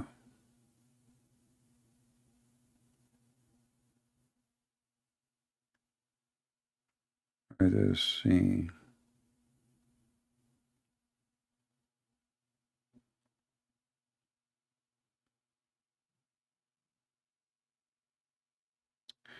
Yeah, that's enough for today. Otherwise, we will stay until tomorrow. Oh, man, I cannot even... it hurt to sit in this chair for many hours. So now we are here for 3 hours and 40 minutes. Unbelievable. I said to myself, I will go for like 20 minutes, 15 minutes. You guys, what are you doing to me? Unbelievable. And look, not even nobody coming. Like, we have only 700 people here. I think I should take like maybe a few days off. So you guys, you miss me and then you will come. Where is everybody? 3 hours and nobody here? That's not fair for me. You guys don't appreciate my work, don't you? It's all right. The Lord is watching. So guys, I want to say thank you for being here.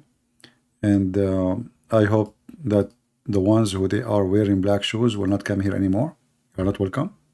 All right. We want here people who they are happy, with good spirit, wearing yellow shoes. We don't want drama. Keep your drama for yourself. Black shoes is not allowed. So please, next time before you enter our chat, you take off your shoes if they are black. You throw them, you sell them, you burn them. This is your business. But don't come with them. Enough is enough. I'm losing my patience. I don't want to see any black shoe here. Actually, I'm going to force all of you from now on to open your camera. And I don't want to see your face. I want to see your shoes. I want to be sure that all of you wearing yellow shoes. Happy people. Happy feet. And now we know where the movie name coming from. Happy feet. It was the yellow shoes. It turned to be that the secret of happiness is based on shoes. Wear yellow shoes. Advice of the century. Take my advice now, it's for free. Tomorrow will be costly. Because imagine if everybody heard this advice and they start buying yellow shoes. You will not find yellow shoes no more. Actually, maybe by tomorrow morning, you go to Amazon, you try to search for yellow shoes, you will find 0 left. So before it's too late, save yourself, save your family. Your wife, she is a drama woman, give her yellow shoes. You come home, she's laughing. You don't have money, she's laughing. You are not going to work, she is laughing. Because now she is happy, subhanallah, because of yellow shoes. Your mother-in-law, she come to your house, she bother you, she annoy you. Give her a gift. Yellow shoes. She come to your house, she will never complain. She is happy. She leave your house, she is happy. She call her daughter, she is happy. So you have a boss who is very rude, very ugly, very bad, very cheap. Give him a gift, yellow shoes. He will be very generous with you. He will give you vacation even when you don't ask for it. Before even you think about it. He will increase your salary. He will give you a vacation when it's time and when it's not time. Actually, he might say to you, stay at home. I will work instead of you. Just give him yellow shoes. My friend, can we give yellow shoes to Joe Biden? Imagine if we give yellow shoes to Joe Biden. What will happen in this country? I mean, now the inflation is like crazy. The shelves are empty and people cannot afford to buy food. If we give yellow shoes to Joe Biden and then he duplicate and he give every American yellow shoes, who is going to suffer? Nobody. The whole nation is happy. You go in the street, everybody is high. I mean, not from drugs, but the yellow shoes will make different. We can change society. It is time for a change. Yellow shoes is the best. And forget about the rest. Face it, take it, or leave it. It's an advice, will not be repeated twice. And we just made Quran. And he left as a donkey, never come back as a horse. Thank you very much for being here. May the Lord bless you and see you soon again. Maybe I should take a break so you guys can miss me. Maybe. Because I need to look for shoes. I'm not happy now with this number. Look, how many? If I have your shoes, I will not complain. It's your fault. It's your fault. Nobody warned me before. I just learned. True story. Take care. Hello everyone, and peace of Christ all of you. Please invite your friends and let us have some good time together.